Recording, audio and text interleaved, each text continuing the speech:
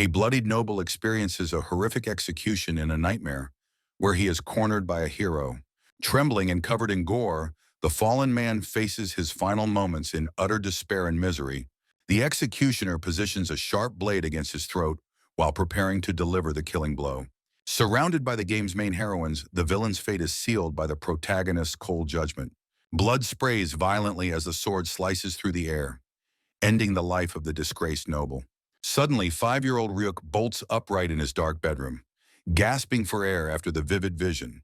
He stares at his small, trembling hands as the shocking memories of his past life return. The young boy understands that the man killed in his dream was his future adult self. Sweating profusely, he identifies himself as the villainous noble from a familiar strategy simulation game. This world belongs to an adult-oriented fantasy game where the protagonist becomes the world's strongest knight. The original story follows a hero who trains with beautiful allies while seeking love and power. It ultimately concludes with the downfall of a treacherous duke's house that plotted to overthrow the kingdom. Rook realizes he is the second son of that doomed family, destined to become a loathed villain. His future nickname in the game's lore is the disgusting, creepy fat toad, a pathetic title. He was meant to be a minor bully who used his status to harass the main heroines. Vivid memories of the game's harsh and adult-oriented content flood his young mind with intense dread. Reflecting on his childhood, his neglectful family shows absolutely no interest in him as they walk away. Desperate for attention, he would have committed evil acts while failing to awaken his magical talents. Consequently, he was destined to be discarded by his own father and executed by the protagonist. He acknowledges his role as a mere stepping stone, not even worthy of being a major boss. Ryuk contemplates his future transformation into a disgusting noble. While sitting up in his dark bedroom, staring out at the night sky, he decides that avoiding a violent death is his top priority. By refusing to commit evil acts or become a monster, he believes he can rewrite his destiny. The boy initially hopes for a peaceful life supported by his family's immense wealth and status. However, a sudden shadow of doubt crosses his face as he reconsiders his dangerous situation. Realizing his treacherous family makes him a target for execution, he acknowledges the need for self-defense. An inspiration strikes him as he searches for a way to survive the coming storm. He remembers that his character possesses latent magical abilities that were never fully realized in the game. Concentrating intensely, he begins to feel a strange, ethereal energy swirling between his small, open palms. Without a convenient game interface to guide him, he visualizes the menu he remembers from his past life. He specifically focuses on the healing spell command, hoping to manifest the power within his own body. Placing his hands over his chest, the young noble prepares to recite an incantation for the first time. A soft light envelops his body as he successfully casts the spell. Feeling the warmth of the magic, he examines his glowing hands with uncertainty, missing the status bars that would normally confirm his success. Despite the lack of visual feedback, a sense of relief and physical comfort begins to wash over him. Motivated by the initial success, he decides to cast the healing magic once more to maximize the effect. Placing his hands together again, he focuses his mana to repeat the restorative process. Morning arrives as a maid opens the door to check on the young master's health and well-being. Waking up to the sunlight, Ryuk realizes that his long night of magical experimentation has finally ended. Although his body feels slightly heavy, he is pleased to find that his condition has recovered significantly. Ryuk lies in bed, estimating that his current mana capacity only allows for 10 consecutive healing spells. While the dog Beastkin maid Syrup enters, the young noble realizes self-study is hindered by complex terminology. Intending to find a proper teacher, Ryuk is suddenly hoisted from his blankets by the energetic maid's strength. Syrup, his 12-year-old personal servant, cheerfully accepts his request to help him read through dense academic texts. Surprised by the advanced difficulty, she questions why a 5-year-old child would choose a book on fundamental magic. After she offers simple picture books instead, the boy firmly insists on studying the mechanics of spellcasting immediately. He employs an irresistible, cute expression to persuade her, making a heartfelt plea for her dedicated cooperation. Struck by his overwhelming charm, Syrup's resistance completely melts away as she becomes intensely motivated to assist him.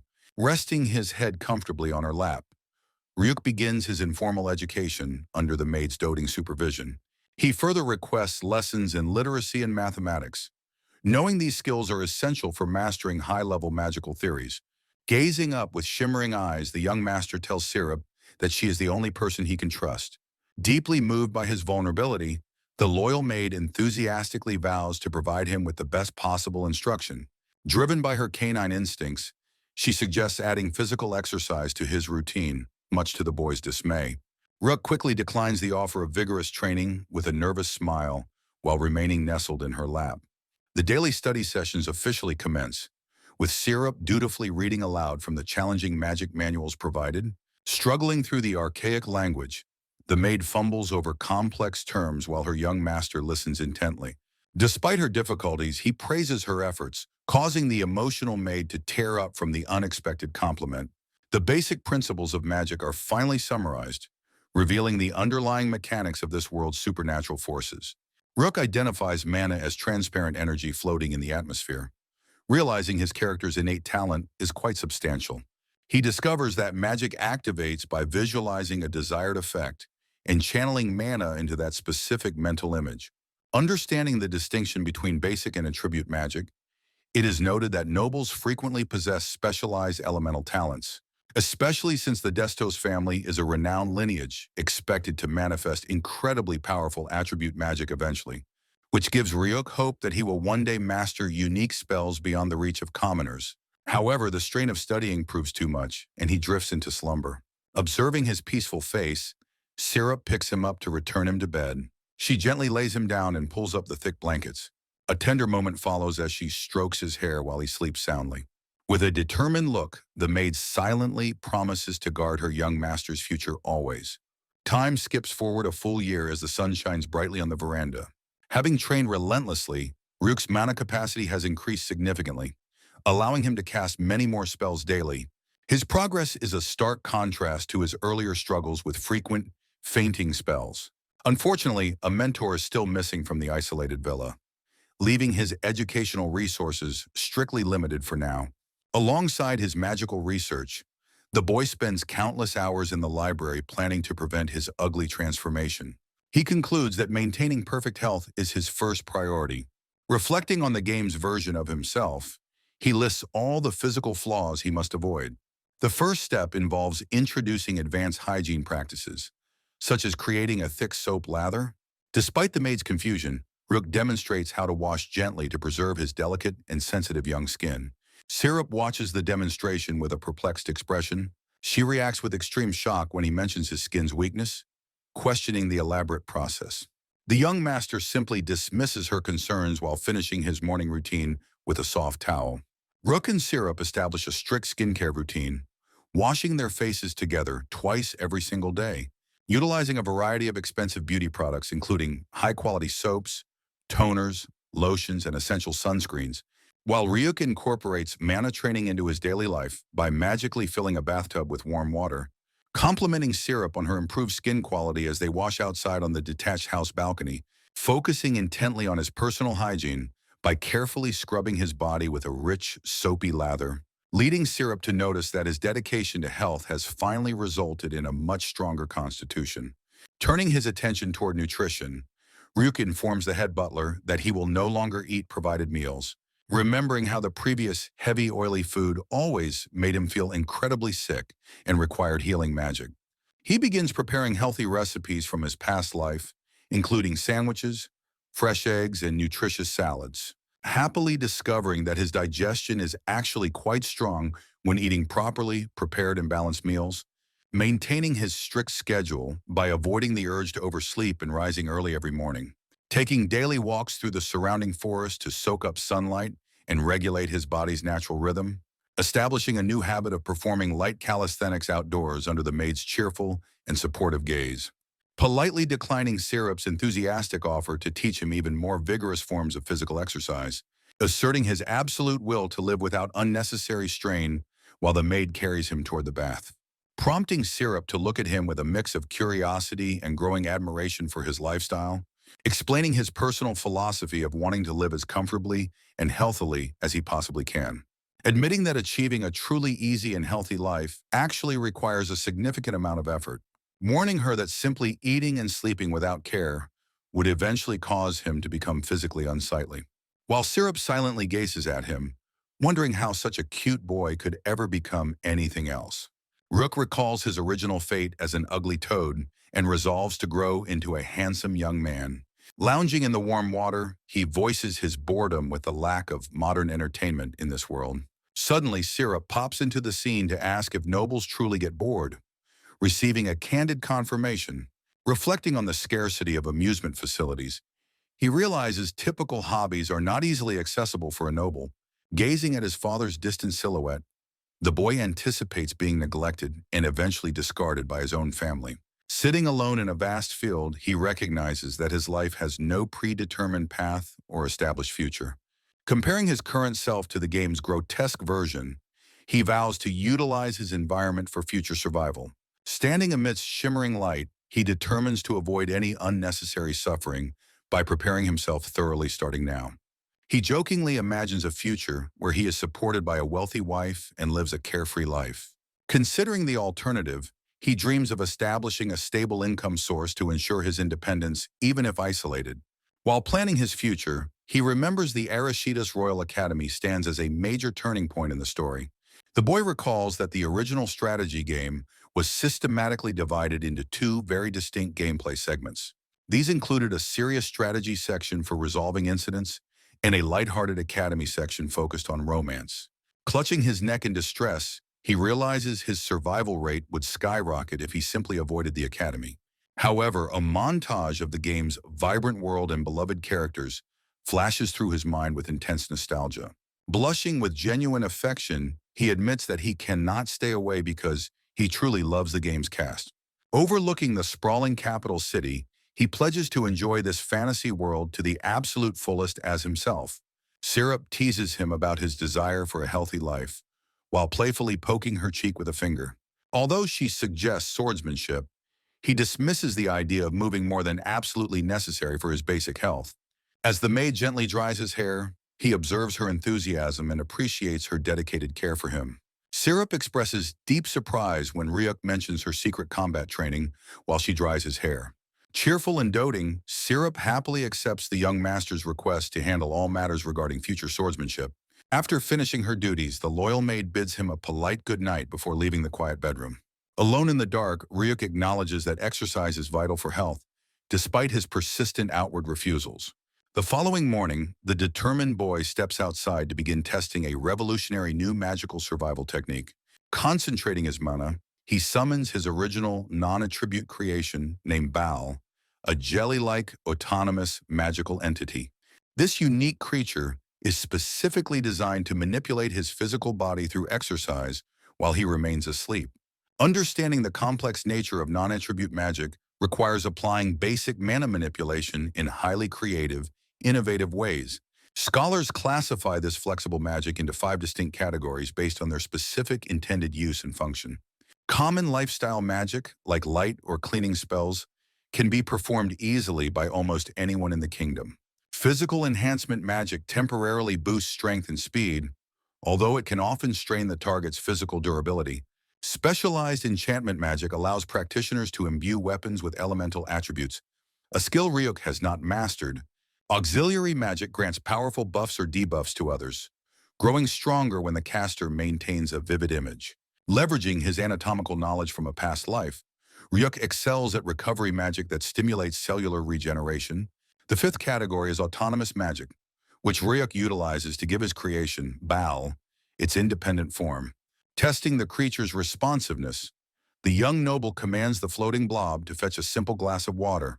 Baal meticulously carries the water glass across the room and carefully places it down onto the wooden table. Smiling with satisfaction, the boy thanks his creation for flawlessly executing the basic command without any difficulty. Preparing for the true experiment, Ryuk rests his head on the table and tells Baal to begin. As the boy drifts into a deep sleep, the magical entity starts wrapping itself around his small body. Baal takes control of Ryuk's sleeping body, forcing him to perform high-intensity stretches and aerobic exercises. Despite being unconscious, his body moves fluidly as the magical entity executes a perfect fitness routine. Eventually, the magic dissipates, leaving Ryuk exhausted and gasping for breath in the quiet morning forest. Wiping away his sweat, The young master smiles at his creation for completing the difficult morning workout. He feels truly satisfied with this effortless method of physical training while heading back to his villa. Unfortunately, the intense exercise triggers immediate muscle soreness that leaves the young boy groaning on the sofa. Despite the physical pain, he remains focused on his ultimate plan to survive the upcoming story events. Surrounded by stacks of reference books, Ryuk acknowledges that his journey to mastery has only just begun. A sudden loud growl from his stomach echoes through the library while he rests from his studies. Realizing that his growing body requires constant nourishment, he decides to prioritize his nutrition for optimal development. Abandoning his restraint, the hungry noble prepares to indulge himself without any guilt or second thoughts. Syrup arrives exactly on time with a beautifully decorated pudding, much to her young master's absolute delight. He happily savors the sweet treat while reaffirming his commitment to being the most comfortable villain ever. Later that afternoon, Ryuk reads his magic books while floating effortlessly on a plush, hovering cushion. Observing this bizarre scene, Syrup approaches him with a look of pure confusion and mild concern. He senses her hesitation and calmly asks if there is something specific she wishes to discuss. The startled maid immediately points at him and asks why he is currently hovering above the floor.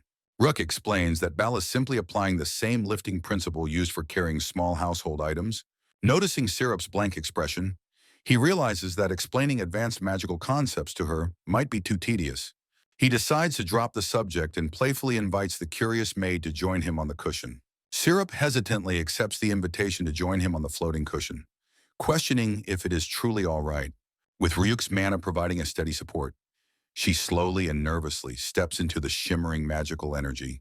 As she settles onto the soft cushion, the sensation of weightlessness causes her eyes to widen in shock. She spins around with pure joy, confessing that she has never experienced anything quite so incredibly comfortable before. Suddenly turning serious, the curious maid raises her hand to ask one more burning question about his lifestyle. She wonders how his physique remains so remarkably fit when he seemingly spends all his time reading books. During a change of clothes, the maid catches a glimpse of his well-defined muscles and gasps in utter disbelief. Seeing her reaction, the young master offers to reveal his secret training method, making her celebrate with excitement.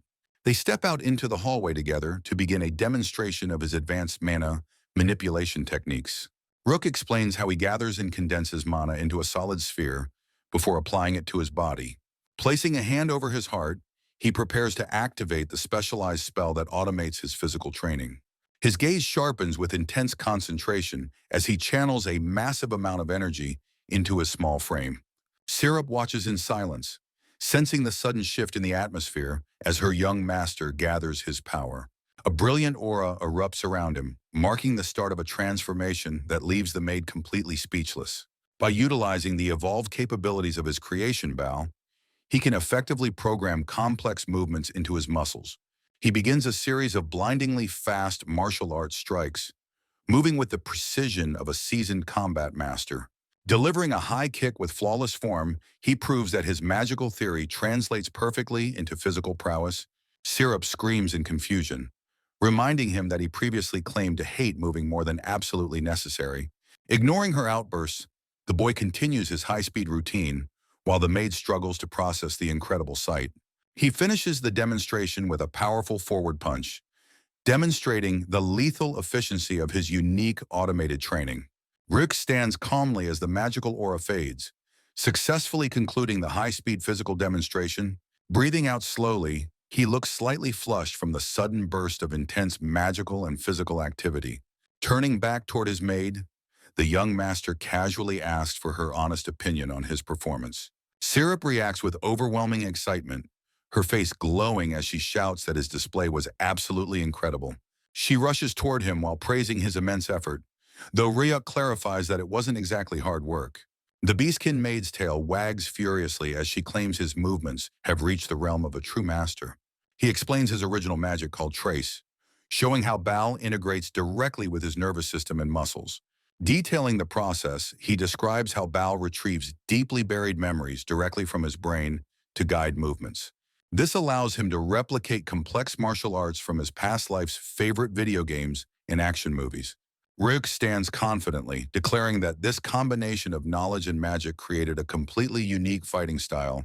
He finds it incredibly convenient that his physical body can learn these skills while his conscious mind rests. Syrup remains stunned by the revelation that her young master has pioneered an entirely new branch of magic. She passionately labels him a once-in-a-century genius. Though the boy humbly rejects such an exaggerated title, the maid becomes entranced by the mysterious depth of his magical prowess at such a tender young age. Ruck notices her dazed expression and concludes that his explanation of modern technical concepts was likely too complex. As they walk together through the sunlit grounds, the boy reflects on the success of his survival plan. Feeling the fatigue from his earlier demonstration, he requests Syrup's assistance with changing out of his damp clothes. Upon reaching a secluded water source in the forest, Ryuk decides to take a refreshing, quick outdoor dip. He tosses his shirt aside with total disregard, while his loyal maid watches with a somewhat exasperated expression. Submerged in the cool water, Ryuk relaxes until Syrup suddenly realizes she has something important to tell him. Syrup blushes as Ryuk notes rumors among the other maids about her growing beauty and refined appearance. 5 years of shared beauty routines have transformed the loyal maid into a strikingly elegant and radiant woman.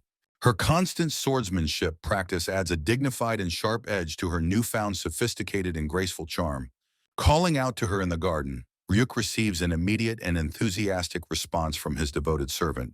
Her cheerful and loyal dog-like nature remains completely unchanged despite her maturing looks and impressive physical growth. Taking a quiet moment, the young master affectionately pats her head while enjoying his exclusive view of her. Transitioning to official business, Ryuk asks Syrup to handle an important errand concerning his upcoming education and training. He specifically requests that she informs his father about his desire to undergo a formal attribute magic examination. Syrup bows deeply before departing to deliver the message to the Duke's main residence across the vast estate. Alone once more, Ryuk reclines on his magical cushion while contemplating the exciting possibilities of his hidden potential. He reflects on the lore that innate attribute magic is a divine power bestowed upon individuals by the gods. According to the world's rules, once an attribute is identified, a skilled teacher must help awaken the power. A crucial question remains regarding exactly who will provide this specialized instruction to the young and promising child. The Arishida's Kingdom Magic Ministry manages all attribute magic and serves as the home for the realm's elite mages. It is a distinct noble privilege to have such top-tier professionals personally oversee the awakening of his abilities. Ryuk feels a sense of relief knowing that his place in this prestigious family guarantees him a powerful attribute. Every member of the illustrious Destu's household is renowned for possessing exceptionally rare and potent elemental magic types. Starting with his father who commands the desert sands, the family's magical history is formidable and deeply intimidating. With his siblings and stepmother wielding iron, stone, and even temptation, the boy considers his own mysterious future. He wonders with a confident smile what unique attribute will finally manifest within his body during the coming test. A few days later, a sudden knock sounds at the door, while Ryuk reads on his floating cushion. The visitor enters and reacts with visible shock at the sight of the boy hovering in the air. Misled by Ryuk's refined looks, the stranger mistakenly identifies him as a beautiful young girl with sparkling eyes. Ryuk stares blankly at the man, while realizing his 5 years of beauty care caused a major gender misunderstanding. He briefly wonders if his dedicated physical maintenance has made him appear a bit too feminine for his age. Syrup steps forward to formally introduce the distinguished visitor who arrived for the scheduled attribute magic examination. The man is identified as Marusa Grieco, the high-ranking director of the Magic Ministry's Attribute Management Bureau. Marusa looks between the young master and his maid with an expression of intense confusion and genuine surprise. Adjusting his glasses, the official remains speechless while trying to comprehend the advanced magic currently on display. He mistakenly addresses Ryuk as a young lady. Still unaware that he is speaking to the Duke's son, the director warmly praises the boy's remarkable memory after he recalls the man's long and complicated official title. He admits that most people fail to remember his specific position within the kingdom's vast magical administration. Marusa expresses his deep admiration for the Destos family's tradition of employing such highly capable and devoted servants. Syrup beams with pride at the compliment, while Ryuk remains focused on his book in the background. Turning back to the maid, the director politely asks where he might find the Duke's young second son. Syrup officially introduces the floating child as Lord Ryuk, causing the stunned official to bow in deep apology. Rook observes the man's respectful attitude and concludes that he is simply a kind person who feels genuine admiration. He reflects on the kingdom's state religion, which teaches human supremacy and often encourages discrimination against demi-humans. Although he feared Marusa might mistreat Syrup, the director's behavior suggests he does not follow those prejudiced teachings. Deciding the official is trustworthy, Ryuk floats over to begin the long-awaited assessment of his innate magical attributes. Ryuk casually greets the official as Marusa-san, catching the dignified director off guard with his unexpectedly informal attitude. Showing his friendliness, the boy insists on being called simply Ryuk instead of using his formal noble titles. He extends a small hand for a polite handshake while offering a warm greeting to the kingdom's official. Marusa is charmed by the young noble's mature yet approachable demeanor. Returning the friendly gaze with a smile, the two finalize their introduction with a firm handshake, bridging the gap between a high official and a child. Sitting comfortably across from each other, the director formally announces the beginning of the crucial attribute magic examination. Following instructions, Rook gently closes his eyes to focus his internal energy for the coming magical assessment process. Holding a glowing magical tool, the director prepares to probe the boy's latent potential and identify his attribute. The examination reveals that Rook's core traits are paradoxically centered around the unusual concepts of sleep and laziness. Rook opens his eyes wide as the shocking results of his unique and unconventional magical nature are confirmed. He realizes that his rare attribute wasn't just created, but was a recognition of information already present within. With a nervous chuckle, the young boy acknowledges the power while finding the specific classification to be quite impressive. He claims to have grasped the fundamental essence of his new magic through the director's insightful verbal explanation alone. Marusa offers to provide more detailed information to ensure the young master fully understands his incredibly rare potential. He reveals that Rook possesses unique magic, a one-of-a-kind existence that stands apart from the standard elemental types. Due to its exceptional power, the official explains that such abilities are traditionally kept secret for the caster's safety. They agree to publicly label his power as simple body-acting magic to avoid drawing unwanted political attention. Though Rook only envisioned simple applications for his magic, he wonders if there are more complex ways to use it. The director emphasizes that true mastery requires deep connection and consistent effort regardless of one's natural talent or attribute. Marusa concludes that truly facing his magic is the only path to reaching the pinnacle of power and survival. Rig promises to keep the director's advice in mind during his future training sessions. While Marusa sits back with a satisfied smile, impressed by the boy's maturity, but the atmosphere suddenly shifts when the young noble mentions a legendary spell, causing the official to leap from his seat in absolute shock at Ryuk's knowledge. As he frantically demands to know how a child learned about forbidden appraisal magic, to which Ryuk casually explains it as a common trope from his previous world, leaving the poor man choking on his own breath from the baffling revelation.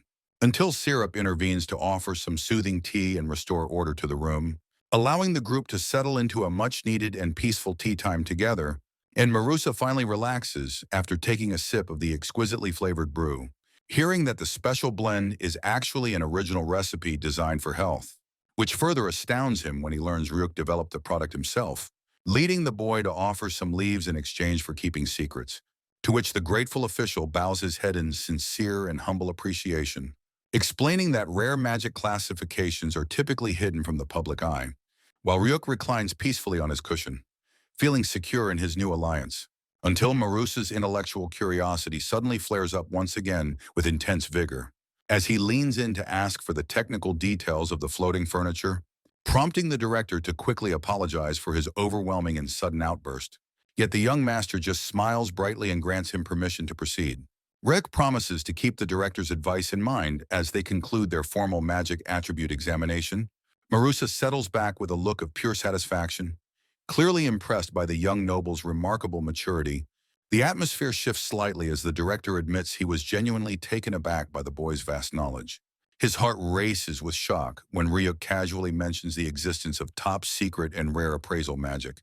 Leaning forward in a state of high alert, The official demands to know how he learned such classified information. Rook simply deduces that seeing through his attribute requires appraisal, a concept common in stories from his past. The surprising revelation causes the poor man to choke violently on his own breath in absolute disbelief. Syrup quickly intervenes to offer some tea while apologizing for her delay in serving their distinguished guest. The group settles into a much-needed tea time, allowing the intense tension in the room to slowly fade. Taking a refreshing sip, Marusa praises the exquisite flavor and exceptional quality of the young master's unique brew. Rook explains it is a special herbal recipe he developed to clarify the mind and refresh the physical body. He admits that he had to invent the blend because the local markets do not carry such products. The boy offers to share his private tea leaves if the official promises to keep their exchange strictly confidential. Marusa bows his head in sincere gratitude. Deeply moved by the young noble's incredible generosity and humble trust, he mentions that his own daughter would surely find such a refreshing and healthy beverage absolutely delightful.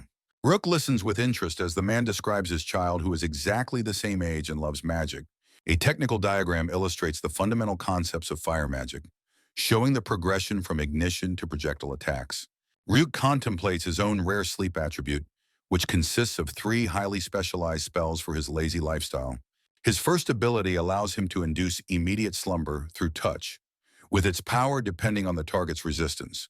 Additionally, he can set precise sleep durations or use sleep delete to forcibly prevent a target from resting.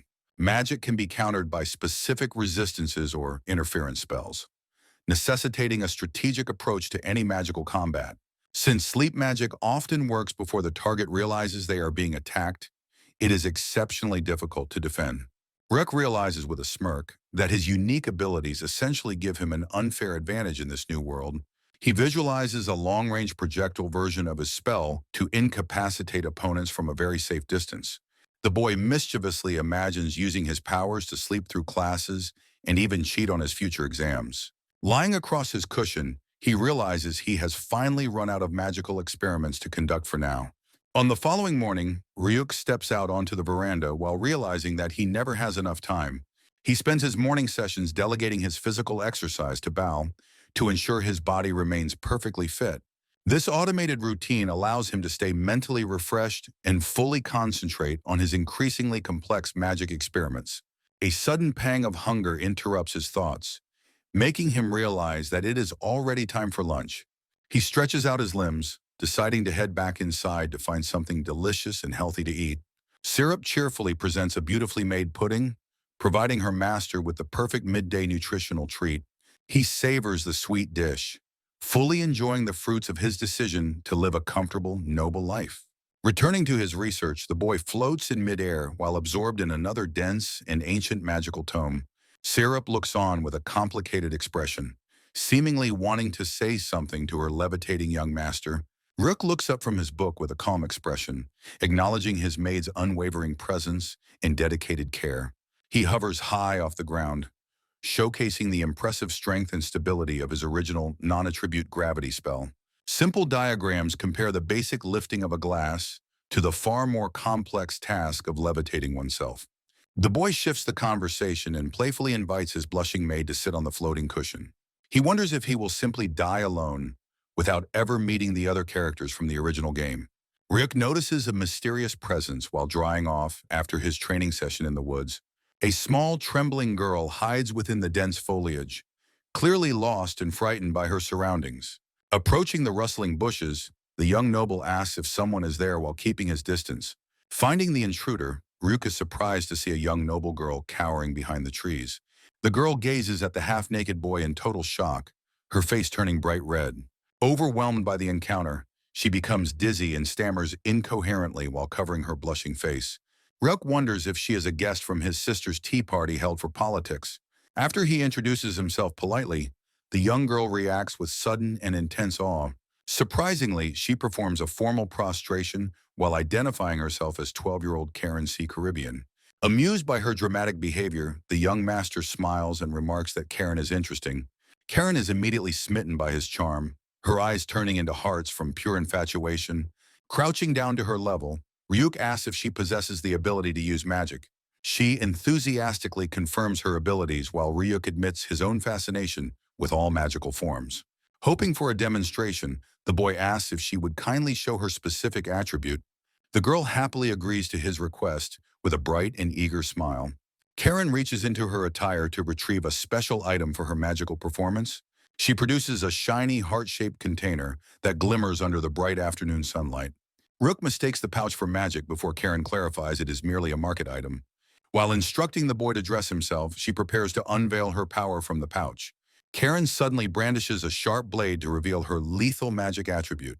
Karen demonstrates her cooking magic by rapidly preparing a high-quality dish with specialized tools and techniques, tasting her finished work with a confident and smug expression while anticipating the young noble's honest reaction.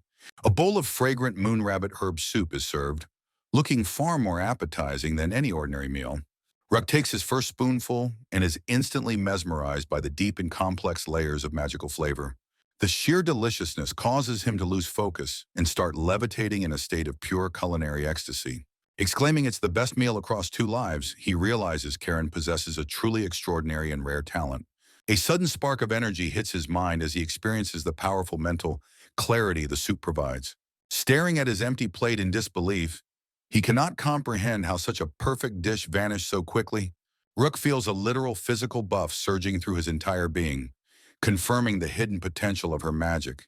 He calculates that having someone who can cook such beneficial meals is essential for his future survival. Seeing Karen as the ultimate partner for his lazy, noble lifestyle, he determines never to let her go. Leaning across the table with a determined look, the young master prepares to deliver a life-changing request.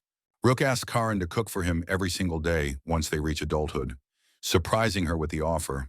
He officially proposes to marry into her family, prioritizing his stomach over his current noble status and lineage. Karen reacts with total shock and absolute adoration, her eyes transforming into hearts from the unexpected romantic gesture. She excitedly exclaims her acceptance, while Rook celebrates successfully securing the most important piece of his future. Informing his father of the engagement later, Ryuk receives a typically cold and indifferent response from the Duke. The boy appreciates the lack of parental concern, finding the absolute freedom to pursue his lazy goals refreshing. Count Caribbean enthusiastically welcomes Ryuk to his luxurious restaurant for the official meeting between their two families. When Ryuk asks about his father's presence, the Count mentions that their business interactions have already concluded. Count Caribbean warmly welcomes Ryuk to the table, dismissing any potential issues with a jovial laugh. Meanwhile, Ryuk quietly notes that his father's absence might actually be a blessing in disguise. Knowing his father's overbearing presence would likely overwhelm and intimidate the gentle young Karen. Taking the lead, the boy starts a serious discussion with his future father-in-law during dinner. He formally requests to become the family's groom, offering himself despite his second son status. Count Caribbean responds with a wide, welcoming smile, expressing his total support for the union. The Count happily mentions that Karen feels the exact same way about Ryuk in her heart. Karen looks down silently, appearing somewhat reserved and pensive during this high-stakes family talk. She hesitantly asks if she is truly a suitable match for someone of his standing. The Count reveals he is aware of the cruel rumors circulating about Karen's physical appearance. Ryuk observes her discomfort, realizing that these negative comments have deeply affected her self-confidence. He recalls his sister Iris being especially judgmental toward girls who do not meet her standards. Despite the harsh words of others, the boy considers Karen's round face to be quite charming. The Count beams with joy, thanking Ryuk for appreciating his daughter's kind and noble inner character. Secretly, Ryuk admits his true motivations are rooted in her magical cooking and family influence. Shifting topics, the Count voices concern over whether Ryuk's delicate frame can survive the ocean. He highlights their family legacy as successful merchants who built their fortune through maritime trade. Since Karen has no brothers, the plan is for Ryuk to eventually succeed the Count. They imagine a future where Karen runs a successful restaurant using her unique culinary magic. Rook remains calm, asserting that his automated training has given him surprising physical endurance. Rook confidently claims his high SPF sunscreen provides total protection against the harsh and damaging sun. While planning to use Bao to manage ship chores and prevent seasickness during his maritime travels, Count Caribbean decides the time has come to withdraw and leave the young pair entirely alone. He encourages them to enjoy their conversation while formally entrusting his precious daughter to Ryuk. The Count departs the dining area with a satisfied and knowing grin spreading across his face. Laughing heartily, he waves goodbye while noting that serious marriage talk is still a bit premature. Once they are finally alone, a nervous Karen speaks up to address her future fiancé directly. She passionately declares her burning desire to become a beautiful woman worthy of standing by him. Rick finds her goal puzzling, since he genuinely believes she is already quite adorable and charming. However, Karen points out his own exceptional beauty and lifelong dedication to health and skincare. The boy silently considers his family's watchful nature behind their usual facade of total noble indifference. With a look of intense desperation, Karen begs Ryuk to personally oversee her upcoming physical transformation. He agrees to assist her, but warns that his automated training regimen will be extremely strict. She looks up with hope, asking if someone like her can truly achieve such high beauty. Rook offers a confident smile while promising that his specific method is actually quite remarkably simple. Karen blinks in total confusion. Unable to understand how such a difficult task could be easy, he reveals that combining his sleep magic with Bao is the secret to an effortless diet. Realizing the current setting is inappropriate for detailed instruction, he suggests changing their meeting location. They mutually decide to drop formal noble titles and begin calling each other by their names, leading his companions back toward his private room to finalize their ambitious and lazy health plan. Rook instructs Syrup to stand guard against eavesdroppers as they prepare for their secret discussion. Realizing the need for caution after previous incidents, he moves to the main subject with Karen, confirming that his revolutionary weight loss strategy relies entirely on his unique and specialized magical attributes, explaining that it allows for intensive physical training while the practitioner remains in a deep sleep. Revealing his dual attributes of sleep and sloth, Rick prepares to demonstrate the power of his sleep magic, introducing Bao as the essential companion for this process, which the young girl finds surprisingly adorable. Outlining the simple steps of inducing slumber before letting Bao take control of the body's movements. Karen realizes that Bao functions as an independent magical entity as she curiously touches its soft surface. Initiating a test run, Ryuk places a hand on his chest to activate his own magic. He sets a 1-minute timer for the spell, while Bao prepares to execute a basic training pattern. 1 minute passes instantly for the boy, who appears slightly dazed upon waking from the brief trance.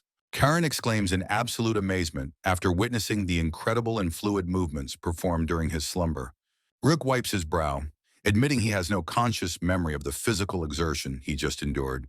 Despite her initial hesitation, he assures Karen that she can also achieve results by simply hosting Bao. They both agree to begin the experiment immediately, with Karen feeling eager to start her transformation. While she changes into more suitable attire, Ryuk asks if she has any previous experience with athletics.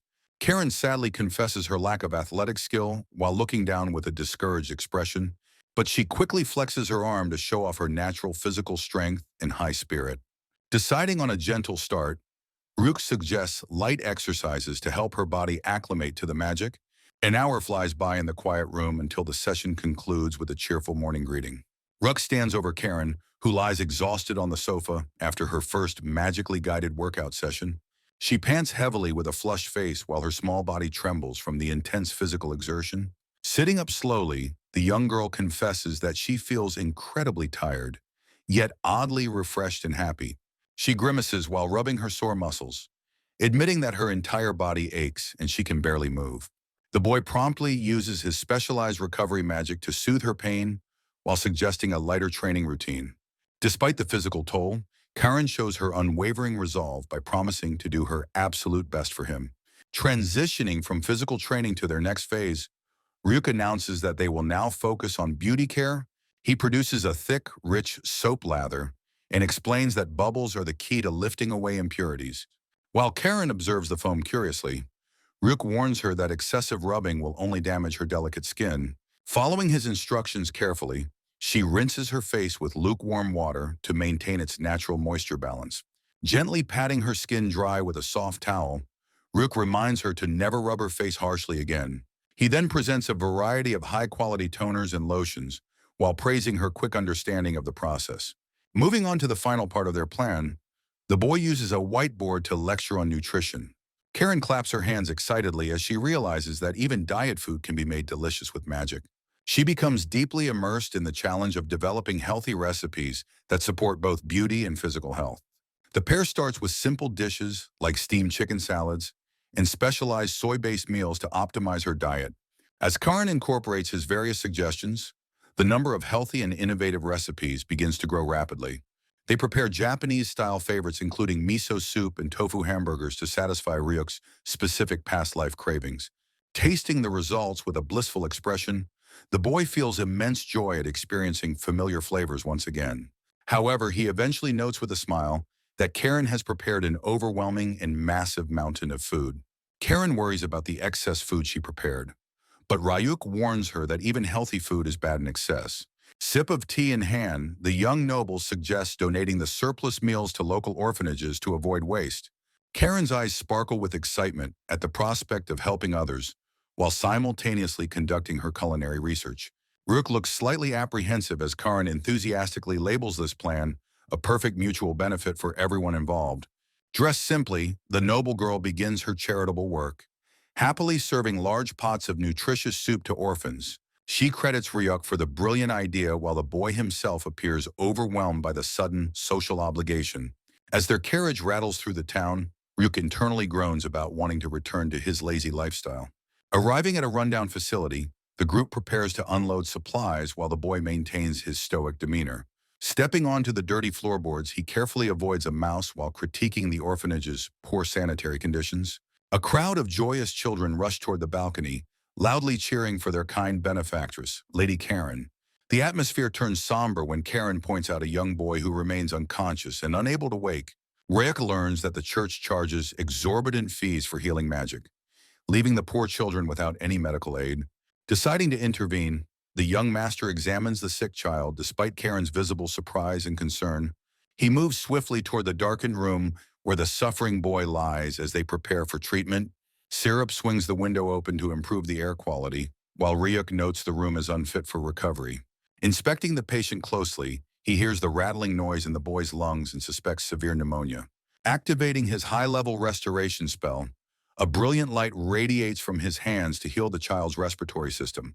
The sick boy's breathing finally stabilizes as the magical energy successfully purges the infection from his lungs.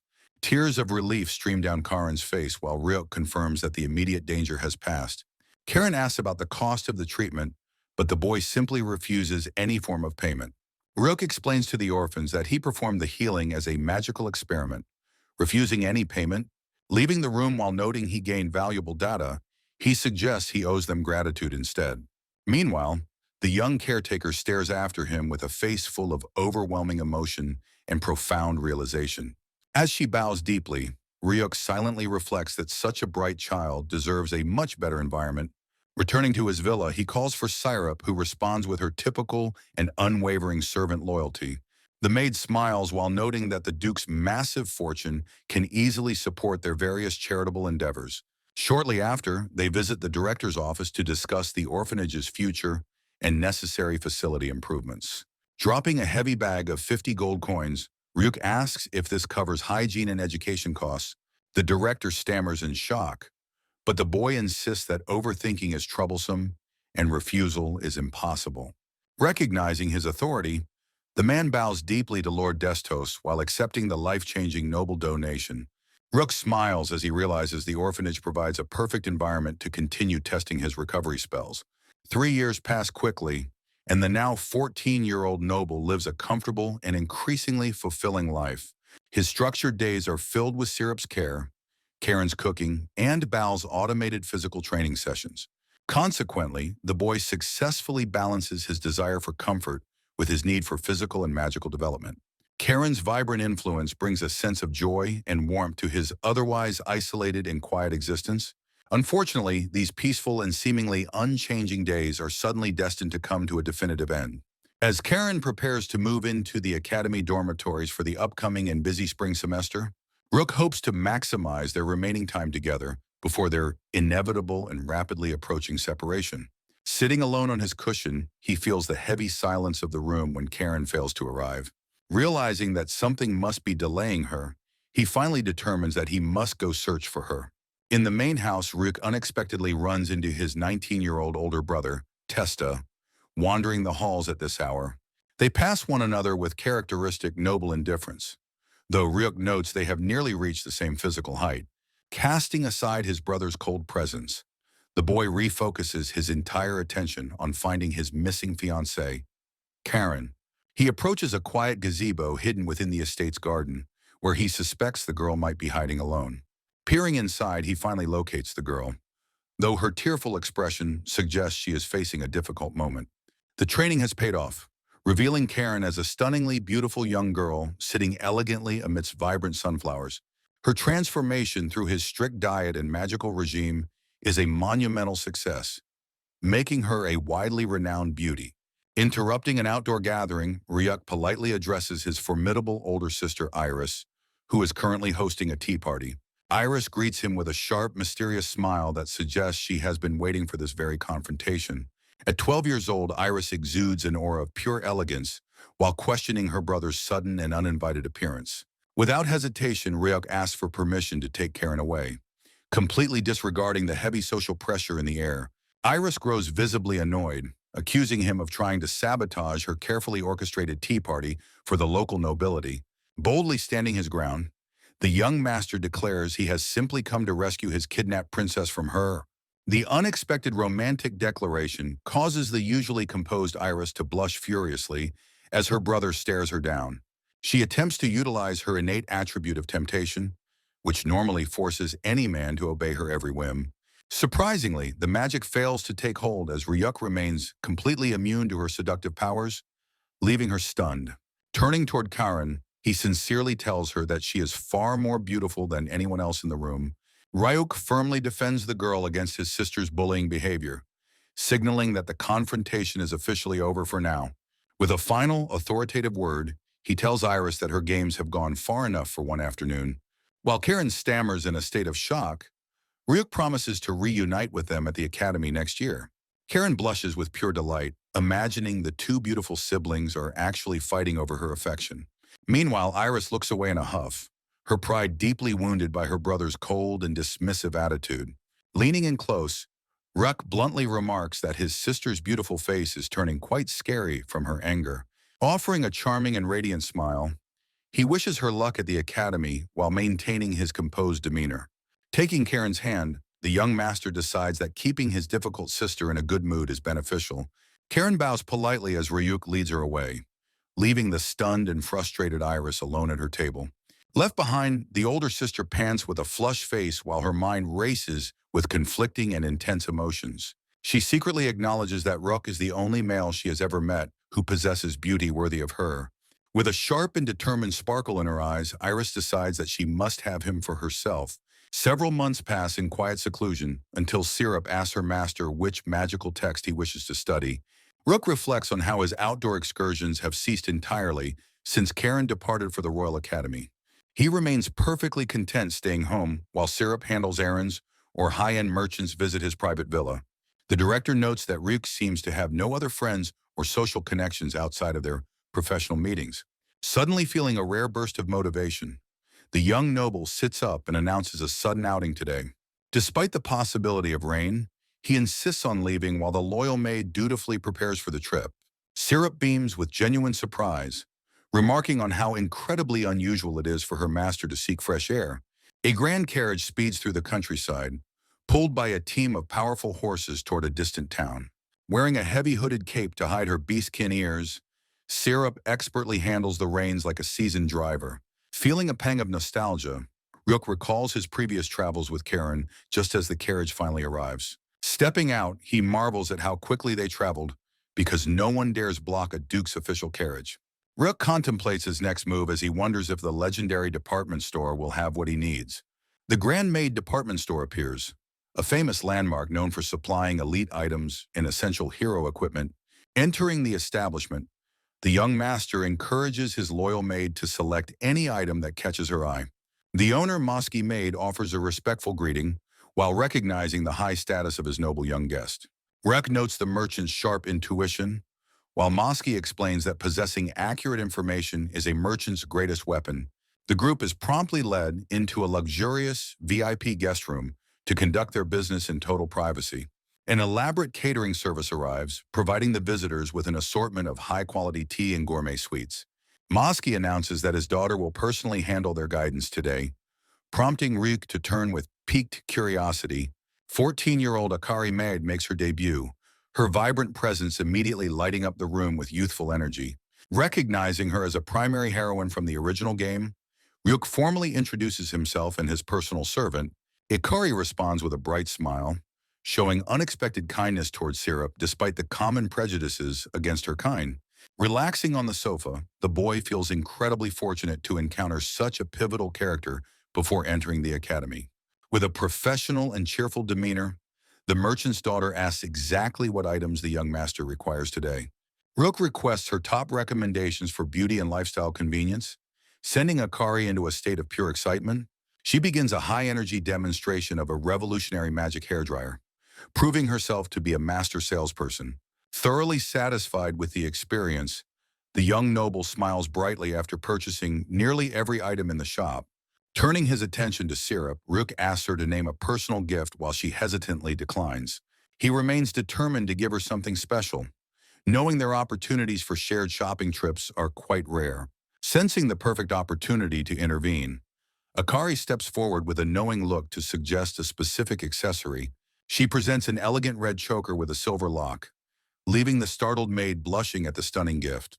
Rick insists on giving the gift, brushing off Syrup's humble protests about her status as a mere servant. Accepting the token of appreciation, the loyal maid blushes deeply while expressing her sincere and heartfelt gratitude. Handing over the small box, the young noble explains, "It is a simple reward for her constant dedication." Sensing a moment of hesitation, Ryuk worries that the chosen accessory might not actually be to her liking. Syrup offers a tender smile, clearly touched by the thoughtful gesture and her master's genuine care for her. With a gentle touch, Ryuk personally fastens the elegant red choker around the neck of his devoted maid. Looking into a mirror, Syrup marvels at the beautiful accessory, while quietly admitting how truly wonderful it feels. Ikari Maid enthusiastically cheers for the pair, confirming that the striking red piece perfectly complements the maid's appearance. The accessory glistens as they prepare to depart, serving as a physical reminder of their deep and growing bond. Turning back with a shy smile, Syrup seeks her master's final approval on her new and refined look. Rook notes that the vibrant red color creates a stunning contrast against her flowing and pristine white hair. He smiles with satisfaction, feeling a sense of peace knowing his loyal companion is genuinely happy with her gift.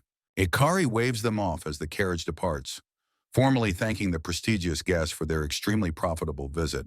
The merchant's daughter glows with pride, knowing she has successfully established a vital connection with a powerful noble house. Relaxing as the wheels turn, Rook reflects that an occasional day of leisure is necessary for his mental health. The carriage travels through the bustling city streets, while the boy anticipates his inevitable departure for the academy. Back at the villa, Rook resolves to uncover the dark secret behind his character's original and tragic transformation. Memories of his future's grotesque and sweaty appearance haunt him, driving his determination to prevent such a fate.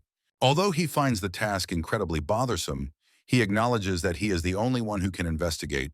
Sinking into his soft bed, the young master prepares for a long and much-needed rest after a busy day. Rook reflects on the steep and treacherous road of laziness he has chosen to follow. Gazing into the mirror, he cannot imagine his current self ever becoming that disgusting monster. He wonders if a mere self-indulgent lifestyle alone could truly cause such a grotesque physical transformation. Investigating his past, he considers whether certain food allergies or specific world ingredients were the cause. Deeply absorbed in thought, he meticulously analyzes every detail of his previous diet and lifestyle. A sudden inspiration strikes him as he realizes that Karen might possess the answers he seeks. Acting as his first witness, Karen explains that ingredients with such powerful effects are practically poison. Reading through research, he discovers that medicinal materials can often lead to horrific physical mutations. He concludes with cold certainty that his original transformation was a deliberate act of sabotage. Turning to his second witness, he questions Syrup about the events of his early childhood years. She describes him as a perfectly healthy and adorable 4-year-old who loved to eat and sleep. However, she recalls a shocking incident where he collapsed immediately after enjoying a lavish birthday feast. For the following year, His condition remained dangerously unstable as his magical energy frequently depleted. Syrup reveals that after their personal chef resigned, the head butler assumed total responsibility for his meals. The pieces of the puzzle finally fall into place as Ryuk identifies the true culprit behind his misery. Moving with silent purpose, the young master enters a darkened room to confront the treacherous servant. He approaches a solitary chair where the man responsible for his downfall is currently being held. The head butler sits bound and gagged, trembling with fear as Ryuk delivers a chilling greeting. Pacing back and forth, the boy explains his deduction about the deliberate attempt to ruin his life. Staring down with icy eyes, he thanks the traitor for the many meals he prepared in the past. Ryuk stands by Bao, noting that the butler's attempts to ruin him were ultimately unsuccessful. He sits comfortably on his magical creation while staring down the trembling and cornered head butler. The young master directly asks the servant to confirm if he was the one who poisoned him. Cold sweat pours down the butler's face as he realizes his secret crimes have finally been uncovered.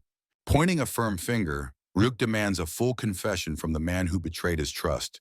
Terrified and broken, the butler admits he was acting under direct orders from the Duke himself. Walking slowly around the room, the boy contemplates the harsh reality of his father's murderous intentions. He explains how his innate recovery magic neutralized the toxins without the butler ever noticing his survival. The guilty servant can only look up in fear as the boy reiterates his earlier accusation. Despite the butler's desperate pleas for mercy, the young noble maintains a cold and unyielding expression. He finds it somewhat disappointing that the man surrendered his dignity so quickly without any real resistance. Admitting his boredom, Ryuk notes that he actually expected a more challenging and entertaining confrontation tonight. Although he grants a formal forgiveness, he clarifies that a strictly non-lethal punishment is still absolutely necessary. Ryuk extends his hand toward the butler, preparing to unleash a specialized and unique magical spell. The terrified man recoils as the boy promises that he will spare his life for now. A swirling vortex of magical energy erupts, intended to turn the traitor into a permanent experimental subject. The powerful sloth attribute magic envelops the butler, gifting him the very essence of his master's power. His eyes grow heavy and begin to close as the magical effect takes immediate and absolute control. Observing the results, Ryuk notes the effectiveness of his spell when applied directly to a human target. He dismisses the sleeping butler, telling him to return to his duties once the forced rest concludes. Ryuk turns away from the sleeping butler, concluding with absolute certainty that his father is his true enemy. While a dark silhouette of Duke Destos looms in his mind as the target of his future counterattack, the young master understands that his father has no real interest in the fate of a mere low-ranking servant. Consequently, he resolves to neutralize any potential threats by staying one step ahead of those who wish him dead. Visualizing the political landscape like a game of shogi, he plans to render his father's pawns completely useless. And upon returning to the villa, he is intercepted by Syrup, who questions his unusual and sudden nocturnal disappearance.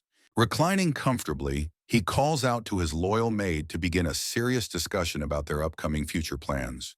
He leans forward with a playful smirk, asking if she would truly be happy seeing him attend the academy, prompting Syrup to react with shock, wondering if her master harbored intentions of avoiding his formal noble education.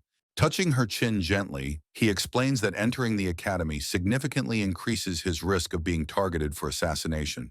Although the house isn't safe, he resolves to protect his lazy lifestyle by participating in the coming historical events. Envisioning himself assisting the protagonist from the shadows, he schemes to orchestrate the downfall of his treacherous family. Acknowledging the difficulty of his reincarnation, he finds a strange sense of motivation in rewriting his tragic fate. Standing tall in his formal uniform, he prepares to play the role of the lazy villain for the world. His gaze hardens with intense resolve, swearing that he will never allow himself to be executed by anyone again. Eventually, 1 year passes as Ryuk departs for the Royal Academy, while receiving a warm farewell from his maid. The grand entrance exam venue at Arashida's Royal Academy is filled with hopeful students seeking prestige and magical power, where the rigorous examination process is split into academic theory, magical aptitude testing, and a final practical combat demonstration. Hearing a sudden commotion, Ryuk observes the crowd reacting with intense prejudice toward a mysterious beastkin applicant nearby. As a formidable beastkin candidate stands ready for the practical test, drawing the attention of everyone in the arena. Rick pauses as he notices a peculiar presence, catching sight of a beastkin among the crowd of applicants. The practical exam begins in the massive arena, where an agile beastkin girl showcases her incredible combat skills. Her striking emerald green eyes and unique green fur immediately mark her as a significant figure in this world. Rook identifies her as Ruby, a prominent heroine from the game, who demonstrates a feline-like grace and power.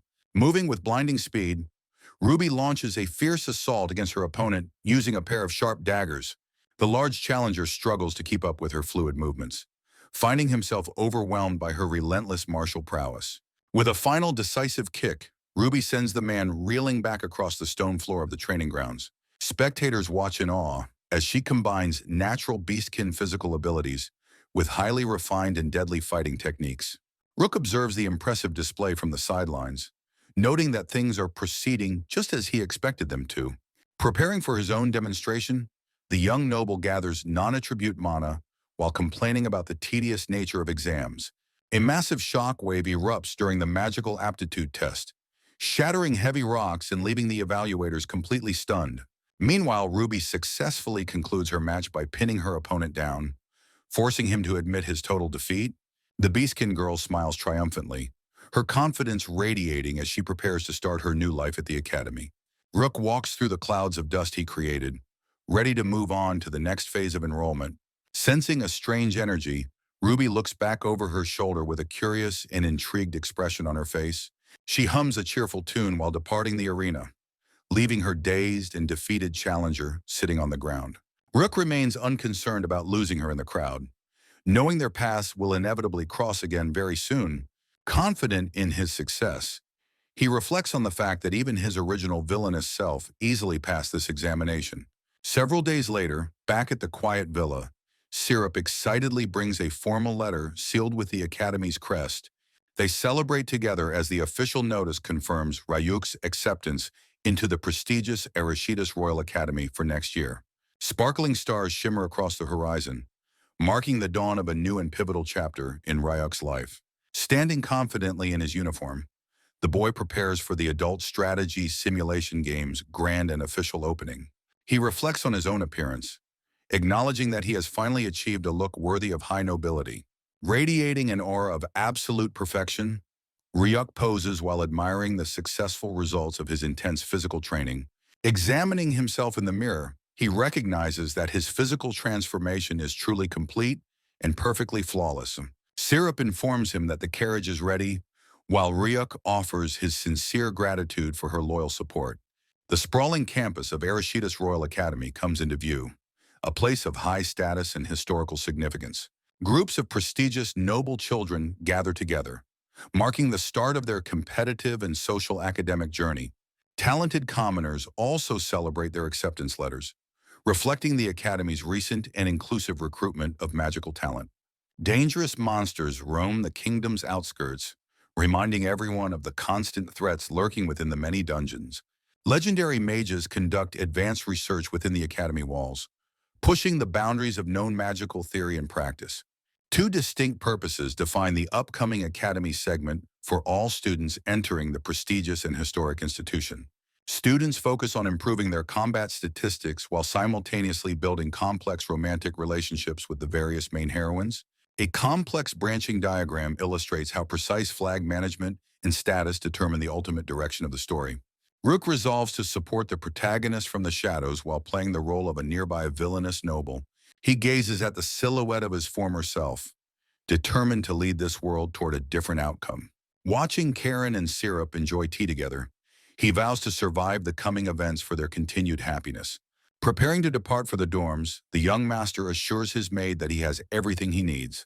Syrup looks on with a deeply pained and worried expression, clearly struggling with the thought of their separation. She tearfully wishes she could accompany him to the dormitories, despite the strict rules regarding personal servants' ages. Rules prevent Syrup from accompanying Ryuk due to their age difference, making her stay behind at the villa. Rook gently holds Syrup's hands while acknowledging her sadness and the unavoidable circumstances of their coming separation. He reflects on how other noble houses prepare similar aged attendants, a luxury he never truly possessed before.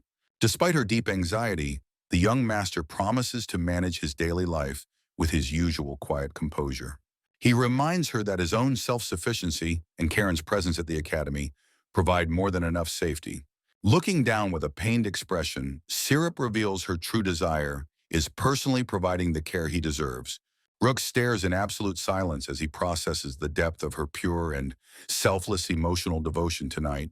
Bowing his head, he offers his heartfelt thanks while clutching her hands with genuine and deep affection. Memories of Syrup protecting him alone throughout his early childhood flood his mind with intense and nostalgic warmth. She filled his lonely life with the maternal love his actual blood relatives completely and cruelly failed to provide. He realizes the true magnitude of her presence while looking at the silhouette of his most trusted companion. In his heart, the loyal and beautiful Beastkin maid is the only true family he has ever known. Surveying his room, he acknowledges that her absence will leave a massive void in his comfortable noble life. Overwhelmed by emotion, Ryuk pulls her into a tight embrace to express his unspoken and profound feelings clearly. He whispers that his debt of gratitude to her is far too great to ever fully repay alone. Promising to reward her loyalty eventually, he holds her close during their final moments of quiet dormitory intimacy. Leaning in, he asks her to believe in his strength and wait faithfully for his inevitable and safe return. Syrup embraces him back with equal intensity, promising to wait for him with unwavering and absolute noble faith. Both characters finally admit their mutual loneliness, while sharing a rare moment of complete and total emotional vulnerability. They spend their remaining time together on his magical cushion, anticipating their joyful reunion at the year's end. Rook affectionately pats Syrup's head while entrusting her with the care of his villa during his long absence. A heavy carriage rattles down the path as the loyal maid promises to wait for her master's return. Settling into his seat, the young noble reflects on his desire to cherish his bond with the maid. He requests that she stay by his side even after he eventually graduates and leaves his family house. Syrup admits she expected to be dismissed eventually, but Ryuk firmly insists on keeping her with him forever. She joyfully vows never to leave his side, making the young master smile at her unwavering and deep loyalty. The maid jokingly mentions needing Karen's permission to stay, adding a light-hearted touch to their heavy farewell conversation. Inside the moving carriage, Ryuk suggests they should officially become a real family when his schooling is finished. Syrup blushes deeply at the romantic suggestion, while her master enjoys seeing such a sweet and rare reaction. Waving a final goodbye at the academy gate, Ryuk prepares to step into his new and busy student life. The grand architecture of Arashida's Royal Academy comes into view, marking the start of a legendary school adventure. While walking through the grounds, a polite young girl approaches the young noble to confirm his high-ranking identity. Ryuk turns with a calm smile, asking for the name of the studious person who has just addressed him. She introduces herself as Libra Greco, the daughter of the magic official he befriended in his early childhood. Adjusting her glasses, the 15-year-old noble girl presents herself with a mixture of academic poise and genuine curiosity. Recognizing her connection to Marusa, Ryuk realizes that his social circle is expanding through these serendipitous game encounters. He considers the strategic importance of meeting the heirs of his most valuable and powerful political and commercial allies. They agree to speak informally as classmates while making their way through the busy entrance of the academy. Libra shares her ambitious dream of joining the magic ministry to dedicate her life to researching complex magical theories. Ryuk acknowledges her goals with a simple nod, ending their first meeting on a friendly and very positive note. Close up on Libra's determined eyes, she confidently declares her absolute certainty in achieving her lifelong dream. Rook listens as she reveals that women pursuing careers in the magic ministry are often unfairly mocked. Observing her talent and serious dedication, the young master concludes that her success is practically guaranteed. A radiant and grateful smile lights up Libra's face as she thanks him for his unexpected support. She offers to serve as his personal attendant, despite Ryuk's insistence that he can manage alone. With a look of pure excitement, Libra admits she simply wants to learn everything about her talented classmate. The girl enthusiastically praises his magical prowess as a form of high art, leaving Rook somewhat overwhelmed. Rook recalls that her game counterpart was a notorious magic fanatic obsessed with raising her spiritual stats. Sensing a potential headache, he suggests completing their dormitory registration before continuing their heavy academic discussion. Libra insists on handling the paperwork herself, demonstrating a level of devotion that Ryuk finds quite baffling. Their eyes meet with an intensity that reflects their shared and growing passion for the world's magical secrets. Since they have time to spare, Rook invites her to discuss magical theory over a refreshing drink. The pair settles into a peaceful tea time outdoors while enjoying the aromatic fragrance of their brew. Rook savors the delicious flavor, while Libera expresses her gratitude for the high-quality leaves he provided. Adjusting her spectacles, she politely asks for permission to share her technical analysis of his original magic. Sitting beneath a large umbrella, Libera begins a detailed lecture on the diverse applications of non-attribute mana. She speaks with a feverish passion that reminds Ryuk of her father's equally intense obsession with research. Impressed by her high-level knowledge, Ryuk decides to reveal the specific mechanics behind Bao's autonomous operations.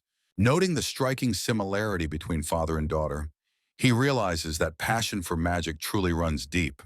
He finishes his tea, concluding that researching magical theory alongside Libera might actually be quite enjoyable. Rook and Libera finish their tea while discussing the intricacies of non-attribute magical theory at the cafe. The surrounding students begin to stir as the time for the day's primary event finally approaches. Libera cheerfully suggests they head toward the main hall to ensure they don't miss the upcoming ceremony.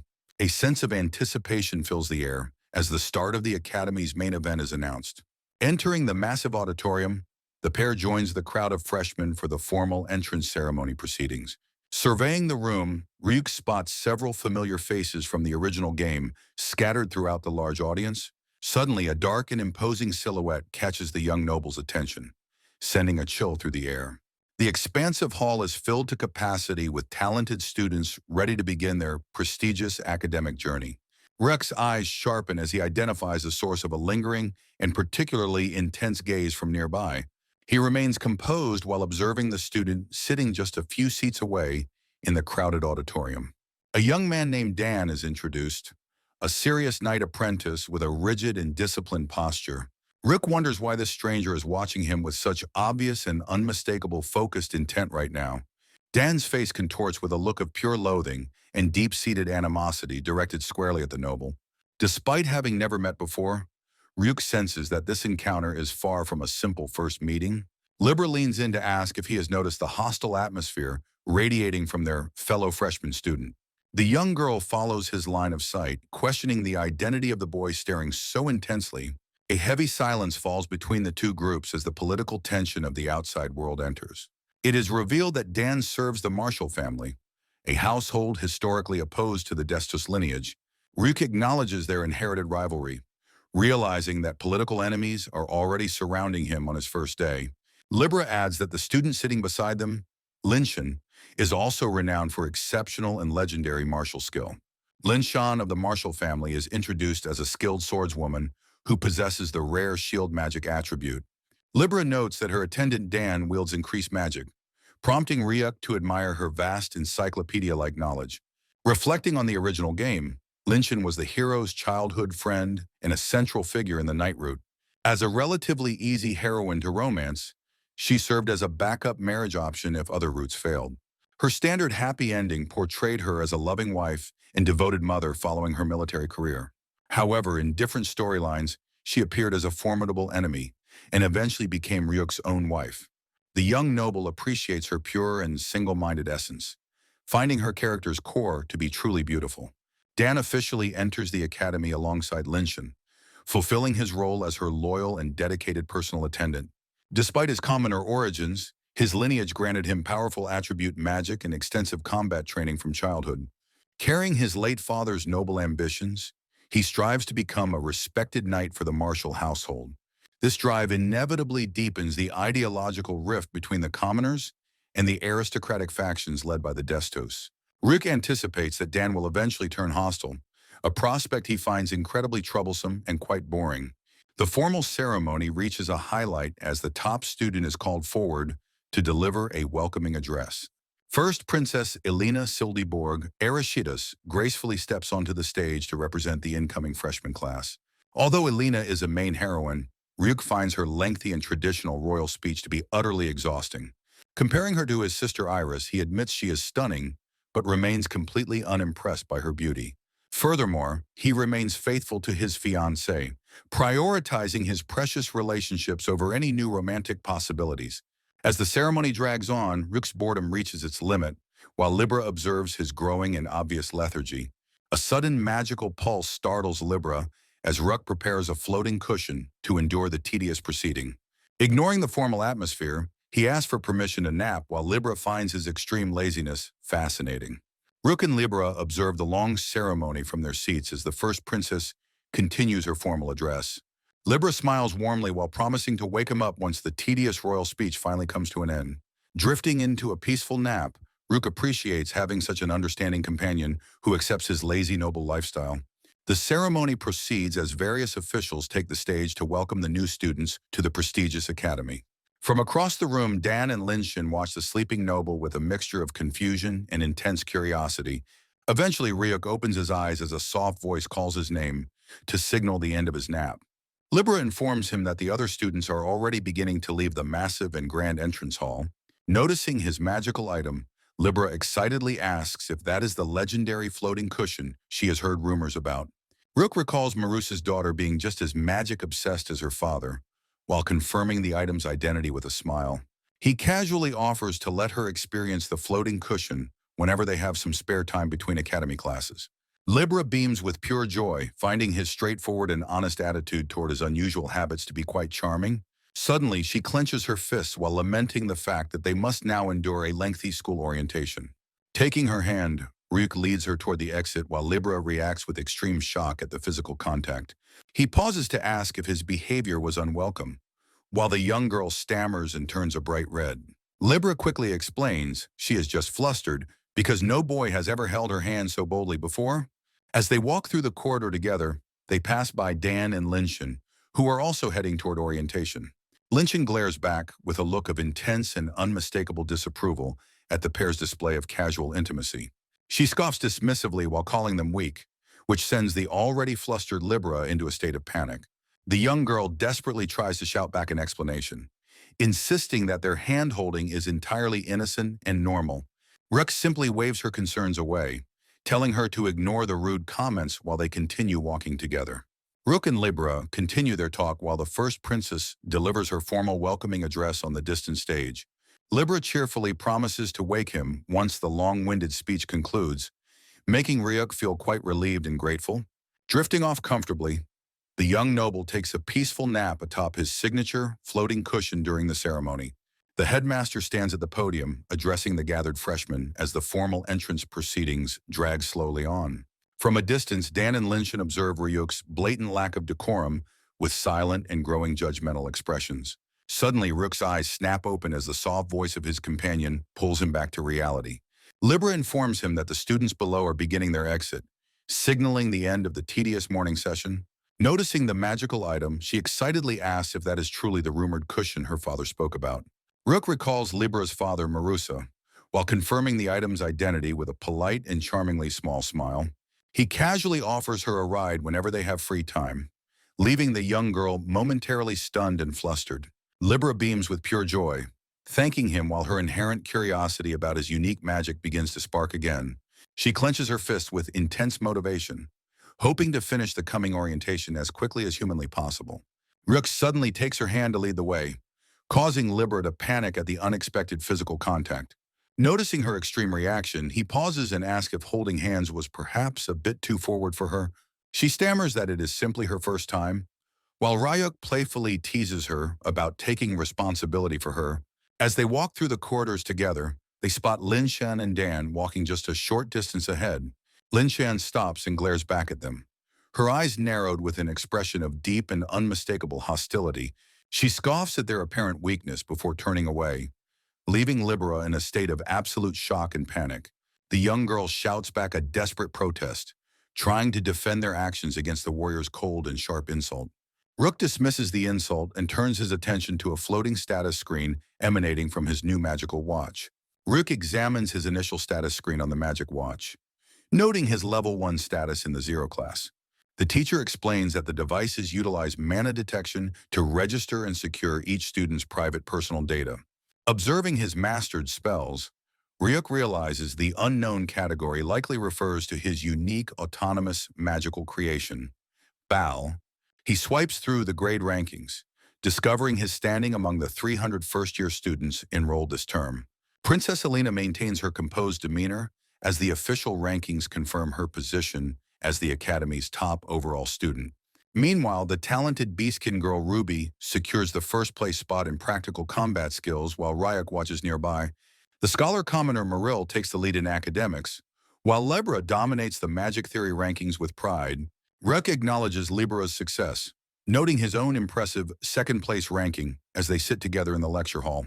Their homeroom teacher, Glorian Research, introduces himself as a specialist in the development and history of magical tools. The atmosphere shifts as the vice homeroom teacher finally arrives, immediately catching Ryuk's focused and wary attention. He identifies the beautiful woman as the game's most difficult heroine to romance in the original story's lore. This ancient elf, Silas, is a legendary figure known throughout the kingdom as the Witch of the Magic Abyss. Glorian explains that the Elite Zero class ignores noble status, focusing purely on individual ability and high performance. Seeking further clarification on the Academy's competitive nature, Lynchen Marshall suddenly raises her hand to ask a question. She inquires about the method for tracking student rankings, prompting a satisfied smirk from the eccentric magic tool researcher. With dramatic flair, Glorian presents the Magic Watch as the revolutionary invention that makes real-time status tracking possible. Following the teacher's enthusiastic instructions, Rook and Libra begin channeling their mana to activate their personalized tracking devices. A brilliant white light erupts from the watch face as it successfully synchronizes with Ryuk's unique internal magical signature. Silas warns the class that poor performance results in immediate demotion, emphasizing the meritocratic nature of their environment. Despite the rigid rules, the young noble considers the secret exceptions hidden within the Academy's complex evaluation system. The Grand Arena stands ready for the annual Academy Sword Emperor Cup, a tournament of immense prestige. Silas explains that this prestigious event draws significant attention from powerful figures outside the Academy walls. She emphasizes that performing well allows students to retain their high-class rankings, despite poor academic scores. Furthermore, winners earn the esteemed title of Honorary Knight and the right to challenge previous champions. Silas encourages the freshmen to set winning the cup within 3 years as their ultimate graduation goal. Achieving victory in the Sword Emperor Cup represents the pinnacle of achievement for any aspiring student warrior. Becoming an honorary knight provides commoners like Dan a path to nobility and safe passage through territories. To facilitate growth, Silas introduces the ranking war system, which officially permits structured and competitive practice matches, while the specific regulations are accessible via their magic watches. The teacher offers a brief verbal overview. Glorian Research points out that one's current numerical ranking is essential for participating in these formal challenges. Silas summarizes the core mechanics of the system, while the students listen with varying levels of interest. Rook reviews the specific ranking war conditions, noting that lower-ranked students must initiate challenges against higher-ranked ones. The rules further detail individual and team combat options, including provisions for proxies during instances of illness. Observing his classmates, Reek notes that the original game often granted the defeated party a strange sympathy. He recalls that his original villainous self was destined to suffer a humiliating defeat against the protagonist, Dan. Rick finds this forced rivalry to be an unnecessary nuisance that disrupts his goal of a lazy life. Sensing an impending headache, he realizes that a troublesome moment in the story is rapidly approaching them. Suddenly, Dan raises his hand with a determined and sharp look, seeking to address the instructors directly. The teacher acknowledges him, asking the ambitious knight apprentice what specific inquiry he wishes to make now. Dan boldly asks when the first ranking war can begin, while Lin Shan watches her companion with pride. Glorian confirms that once registered, students can utilize the ranking war system at any given time. Suddenly, Dan slams his hands onto the desk while formally declaring his intent to initiate a challenge. Pointing directly at Ryuk, the ambitious hero loudly demands a duel in front of the entire class. Dan's expression remains intensely focused as he waits for a response from the high-ranking noble student. Ryuk sighs internally, recognizing this scripted event from the original game's introductory tutorial segment immediately. A notification ping echoes through the room as Ryuk's magic watch registers the incoming official duel request. He contemplates his role as the stepping stone villain, while Dan stands defiantly in the center aisle. Recalling the original story, the first tutorial battle was meant to establish the power dynamic between them. In the game, the original Ugly Rook would suffer a humiliating defeat to showcase the protagonist's growth. This victory would normally boost Dan's popularity among the heroines while leaving Rook as a social pariah. While the original character would have accepted out of pride, the reincarnated noble has other plans today. Rook lazily waves his hand, giving a definitive and flat refusal to participate in the upcoming duel. Dan reacts with utter disbelief, accusing the noble of cowardice, while Ryuk cites boredom and unnecessary effort. Leaning back, the young master points out his superior second-place rank while questioning Dan's much lower standing. Dan reveals he is ranked 20th, leading Ryuk to conclude that the match offers him absolutely no merit. Linshan Marshall leaps from her seat in a fit of rage at Ryuk's dismissive and insulting tone. She barks that a noble should never refuse a challenge from someone seeking to prove their own worth. Resting his chin on his hand, Ryuk casually suggests that Linshan should take his place instead. The suggestion leaves the warrior girl completely speechless as Ryuk firmly declares his decision to pass. Linshan trembles with frustration, while Ryuk remembers her troublesome and hot-blooded personality from the game's lore. Ryuk explains to Libra that active cooperation contradicts his lazy nature, preferring to offer assistance strictly from the shadows. Meanwhile, Linshan Marshall stomps away in a huff. Clearly frustrated by the young master's total refusal to cooperate, Dan watches them depart with a sharp gaze, his face set in an expression of unwavering and intense determination. Princess Alina then sternly reminds Ryuk that repeated refusals will lower his rank, urging him to follow school rules. Ryuk simply rests his head on his hand, appearing completely unmoved by the princess's authoritative and sharp-tongued reprimand. He reflects on the noble duty to lead, though the very concept seems far too exhausting for him. Feeling cornered, the noble finds the persistent social pressure from the high-ranking girls to be incredibly annoying tonight. Elena continues by questioning if he heard the lecture regarding how performance and rankings determine status at the academy. An exhausted Chibiru concludes that it is truly impossible for him to ever actually like the arrogant princess. Sighing deeply, he acknowledges that turning down requests from both royalty and high nobility is becoming increasingly difficult. He prepares to speak, ready to give his final answer regarding the duel that has been forced upon him. Observing the main cast, Ryuk realizes the original game's narrative force is much too powerful to resist alone. Overlooking the massive arena, he finally accepts that he has no other choice but to participate in the match. Summoning Baal, the boy complains about how much he hates moving more than absolutely necessary for his health. He determines that losing this tutorial battle is essential to successfully fulfill his destined role as a villain. While Ryuk wonders how to lose effectively, a concerned Libra asks if he is feeling all right before the fight. Libra warns him that Dan is a trained combatant from a martial house who is well-versed in combat. Wearing a confident smirk, Ryuk dismisses her worries by claiming that defeating the current Dan would be easy. Libra stares at him with wide eyes, completely taken aback by his sudden and unexpected display of noble confidence. The conversation concludes with Ryuk letting out a massive yawn, perfectly demonstrating his signature and total lack of motivation.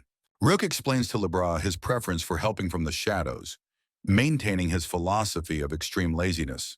Meanwhile, Linshan Marshall storms off in a huff, clearly exasperated by the noble boy's persistent and vocal uncooperativeness.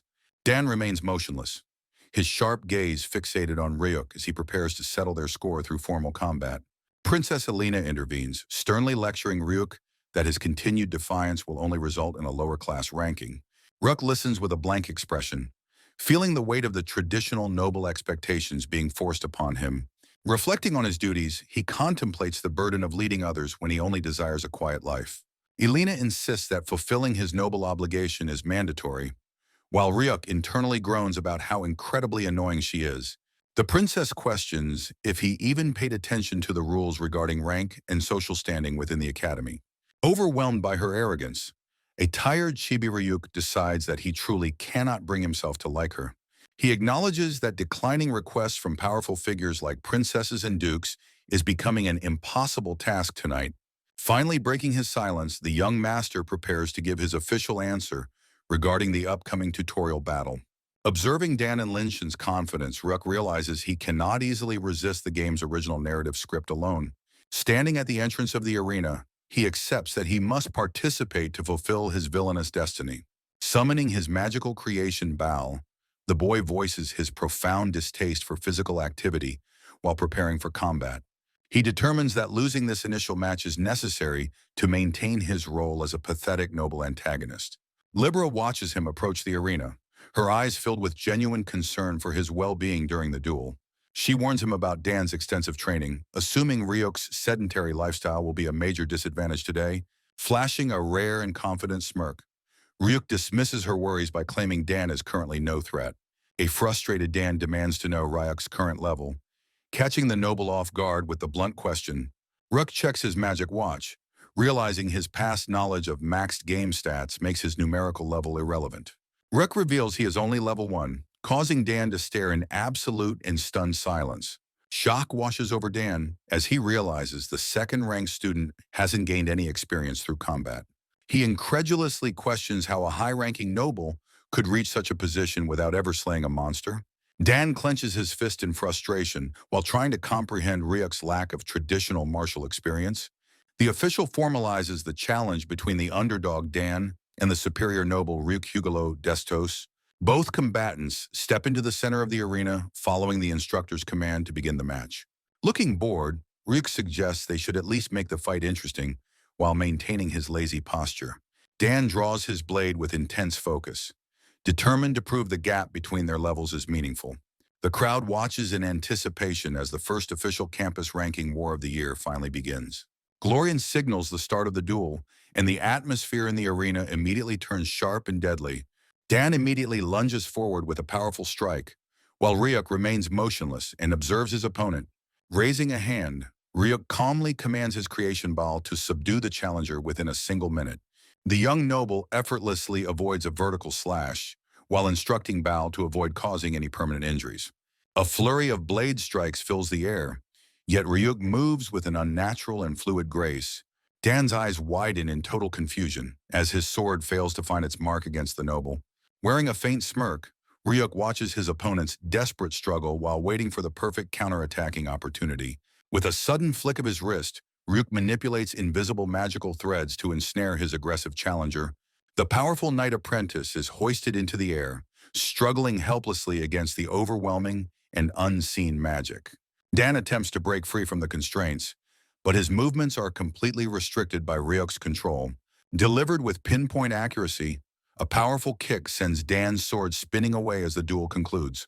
Dan's sword clatters onto the stone floor as he is suspended mid-air by Ryuk's invisible magical threads. Ryuk tightens his grip on the mana strings, maintaining total control over his struggling and helpless opponent. Looking down at the crying and defeated challenger, Ryuk notes that he carefully avoided causing major injuries. Reflecting on the game's original plot, he acknowledges that a protagonist like Dan shouldn't lose this early. The young noble decides to conclude the farce immediately while staring with a cold and indifferent gaze. Dan remains hoisted high above the arena floor, his body completely immobilized by the complex non-attribute magic. Ryuk analyzes Dan's hidden potential, noting that his specialized increased magic is currently far too undeveloped. Finally succumbing to the overwhelming sleep magic, the exhausted hero drifts into a deep and forced slumber. Realizing that winning was never part of his original plan, Ryuk worries about the consequences of his victory. The crowd murmurs in disbelief as Ryuk considers how to properly hide the true extent of his powers. With a sudden release of energy, Dan is unceremoniously slammed onto the hard floor of the dueling arena. Lynchen screams at Ryuk in a fit of rage, while the instructor watches with an expression of pure shock. Glorian officially declares Ryuk the winner of the match, sternly commanding him to lower the unconscious student now. Dan hits the ground with a thud as the invisible constraints vanish, ending the brief combat demonstration. The warrior girl's face contorts with shock and fury as she witnesses the total humiliation of her friend. Dan is slammed hard onto the stone floor, gasping for air as the invisible force finally releases him. Lynchen Marshall screams his name in panic as she rushes onto the arena floor to check his condition, her face contorted with rage. She labels Ryuk a despicable coward for the way he handled the match. Ryuk stands his ground, asking if a warrior who forces a battle truly deserves such baseless and loud sympathy. He concludes by warning her to be prepared for the consequences when forcing a fight against his will. Ryuk addresses the observing students from the arena floor, declaring his willingness to accept all future ranking challenges. He adjusts his hair while dismissively remarking that his participation today was a rare and special service. Appearing characteristically exhausted, the young noble wonders aloud if the brief exertion has already drained his energy. Meanwhile, Linshin Marshall remains on the ground, cradling the defeated and unconscious Dan in her arms. She glares at Rook with a face twisted in silent frustration and growing resentment toward his overwhelming power. Surveying the stunned audience, the boy asks if any other students wish to test their luck against him. He decides to offer a piece of unsolicited advice to the freshman while maintaining his cold, superior demeanor. Rook expresses his sincere respect for individuals who dedicate their lives to the pursuit of knowledge and magic. Libra watches intently as he acknowledges those who treat magical research with the high seriousness it truly deserves. The atmosphere in the massive hall turns suddenly darker as the young noble prepares to deliver a final insult. He bluntly declares his utter hatred for fools who rely solely on raw strength without any underlying intellectual depth. Reaching out with a final warning, he addresses anyone else who might consider challenging his position in the future. He labels the fallen Dan as a mere barbarian whose lack of strategy led to his inevitable downfall. Surrounded by sharp magical shards, Ryuk threatens to permanently crush any future opponents who dare to provoke him. With a chilling gaze, he tells the gathered class to never assume they will see another day tomorrow. A collective gasp ripples through the crowd of freshmen as they process the terrifying intensity of his power. Akari and Moril watch with mixed emotions, finding his display of absolute dominance to be strangely alluring and impressive. Princess Alina remains silent, her sharp eyes carefully evaluating the true extent of the second-ranked student's hidden potential. Rook reflects on how his villainous reputation will now spread, hoping the demonstration will discourage further troublesome interruptions. Linshin clenches her fists in rage, questioning the blatant injustice allowed to pass within the Academy's hallowed walls. Linshin screams a vengeful promise to defeat Ryuk for Dan's sake, her face flushed with intense fury. Ryuk casually walks away with Libra, while the warrior girl continues her loud and desperate screaming behind them. Libra asks why he didn't explain the situation, but Ryuk dismisses the matter as too much effort. Recalling the match, Ryuk notes that Bao successfully cushioned Dan's fall before he could hit the stone floor. The young noble lets out a huge yawn, identifying himself as the personification of the sloth attribute itself. He decides that studying magic is a far more productive use of his energy than providing pointless explanations. Ryuk reflects on the futility of explaining justice to fools who refuse to understand any perspective but their own. Libra agrees with his rational outlook as they walk together through the high-walled academy corridor toward orientation. Feeling the fatigue of social interaction, Ryuk internally grumbles about his inability to like the arrogant first princess. Princess Alina approaches the pair, insisting that Ryuk simply address her by her first name as a classmate. The young noble introduces himself with a blunt tone, questioning exactly what business the royalty has with him. Alina notes his uniquely disrespectful attitude toward royalty, while Ryuk privately concludes their personalities are completely incompatible. Mentioning their older brothers being former classmates, the princess builds a political connection between their high-ranking households. She formally acknowledges Ryuk's strength and thanks him for the impressive display of power during the duel. Rook watches the girls depart, while wondering why the first princess went out of her way to visit him. Libra warns him not to take the encounter lightly, but the boy remains focused on his own comfort. The first day of school finally concludes as a flock of birds flies across the beautiful sunset sky. That night, Ryuk relaxes on his balcony with a drink until Karen unexpectedly appears to check on him. He praises her culinary skills, admitting that her special home-cooked meal was exactly what he needed to recover. Surveying the empty plates, Karen beams with pride, knowing her future husband thoroughly enjoyed every single bite. Rook and Karen enjoy a quiet night on the balcony, while the young noble praises her restorative cooking. Smiling gently, Ryuk tells his fiancée that she should be proud of the successful businesses she has managed. Karen insists her achievements belong to him, yet Ryuk humbly claims he merely provided some simple, helpful advice. They discuss how the Caribbean family transformed his unique ideas into profitable ventures for their shared future prosperity. Looking deeply into his eyes, Karen argues that his extreme humility is actually quite a significant problem now. Ryuk takes a sip of his drink, noting that he is perfectly content as long as her family thrives. Karen reaches out to grasp his hand, asking with a blushing face if he is truly serious about them. Reflecting on their shared past, they recall the countless conversations and growing bond they have carefully built together. Despite his neglectful family, Karen continues to provide the unchanging love and support that Ryuk truly needs today. Leaning in closer, The girl softly asks if her worth to him is still limited to her cooking skills. Ryuk confesses his genuine love, while Karen shyly requests to spend the rest of the night in his room. He acknowledges their status as an engaged couple, while Karen reminds him of the proper social decorum they should maintain. With a sudden and dramatic movement, the young noble prepares to make an even more intense, emotional declaration tonight. He passionately declares that he simply cannot imagine living his life without her constant and warm presence by his side. Surrounded by a floral aura, Ryuk extends his hand and asks her to stay with him through the night. Karen's heart melts as she accepts his hand. Admitting that no woman could ever refuse such a heartfelt plea, they share a romantic flight on his floating cushion, though Karen notes that Syrup might feel a bit of jealousy. The next morning arrives as Dan performs his rigorous daily training routine, while keeping a sharp and focused gaze. The night apprentice stops in his tracks, surprised to see Ryuk awake and active during such an early hour. Dan glares at the high wall, suspiciously wondering if the lazy noble is secretly plotting some new villainous scheme. Activating his unique trace magic, Ryuk prepares to demonstrate the true depth of his automated physical prowess. Dan watches in utter disbelief as the lazy noble begins to move with unexpected and terrifying precision. Ryuk performs a flawless martial arts pose while surrounded by the shimmering, ghostly aura of his creation, Baal.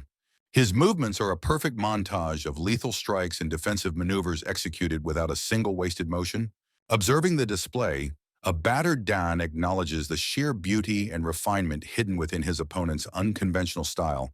Ryuk poses with a smug smirk, his fluid actions resembling a graceful dance rather than a brutal duel. Drenched in sweat, Dan realizes he is witnessing the mastery of a seasoned combatant in a child's body. He reflects on the logic that higher levels should normally guarantee victory over those with significantly lower experience. Admitting his earlier arrogance, the defeated knight apprentice realizes his loss wasn't simply due to a lapse in focus. Watching Ryuk from afar, Dan understands that the reality of their power gap is far more complex. He concludes that Ryuk's core statistics are abnormally high, effectively nullifying any advantage gained through mere level grinding. Clenching his fists against the stone floor, the hero feels the harsh truth of his total and complete inferiority. He watches the noble walk away with Libra, suspecting that Ryuk has secretively endured an insane amount of training. Previously, Dan believed that raw strength and the martial traditions of his household were all he ever needed. However, staring at the distant silhouette of his rival, he admits that the noble is currently far beyond reach. Looking toward the horizon with a newfound sense of humility, he marvels at the vastness of the world. As night falls over the academy, the determined student resolves to reconsider his narrow approach to martial improvement. Dan begins his intense solo training routine on the cobblestone grounds, pushing his physical limits under the starlight. He identifies his greatest current weakness as a lack of strategic intelligence to properly utilize his raw physical power. Despite his academic struggles, he vows to master attribute magic and utilize the Academy's resources to his fullest potential. Dan declares his burning desire to defeat Ryuk, gripping his fist with absolute and unwavering conviction. Despite his resolve, he admits he cannot yet visualize a path to true victory over the noble. Finding the challenge exhilarating, the knight apprentice continues his relentless training with a fierce, determined shout. Smiling through his exhaustion, he views his recent defeat as merely the first step on a long journey. He vows to one day surpass the man whose back currently seems an unreachable distance away. While Dan runs toward his goals, Ryuk continues his own mysterious and advanced magical cultivation in private. Morning arrives at the academy as Ryuk and Libera head toward the grand and bustling dining hall. They encounter Iris enjoying her signature honey tea, greeting the older sibling before the day's first meal. Iris sternly reminds Ryuk to eat well, showing a surprisingly nurturing side despite her morning irritability. Ryuk observes his sister's newfound consideration for others, noting her evolution since entering the prestigious academy. Her blend of strictness, kindness, and ethereal beauty has elevated her status to a nearly divine level. As the host of the noble faction's welcome party, Iris commands immense respect and social influence. Meanwhile, rumors of Ryuk's effortless victory over the royal faction's student ignite intense curiosity among his peers. Bidding his sister farewell, Ryuk considers developing a medicinal supplement to help her chronic low blood pressure. The young master maintains his strict daily hygiene routine with a quick and thorough toothbrushing session. His presence in the halls now causes immediate shock and hushed whispers among the passing freshman students. It becomes clear that his sensational debut battle has successfully established him as a major topic of conversation. Different factions react with varying degrees of worship, hostility, or sheer confusion toward the powerful second son. Entering a quiet study area, Rook and Libera are met with a cold and unmistakably sharp reception.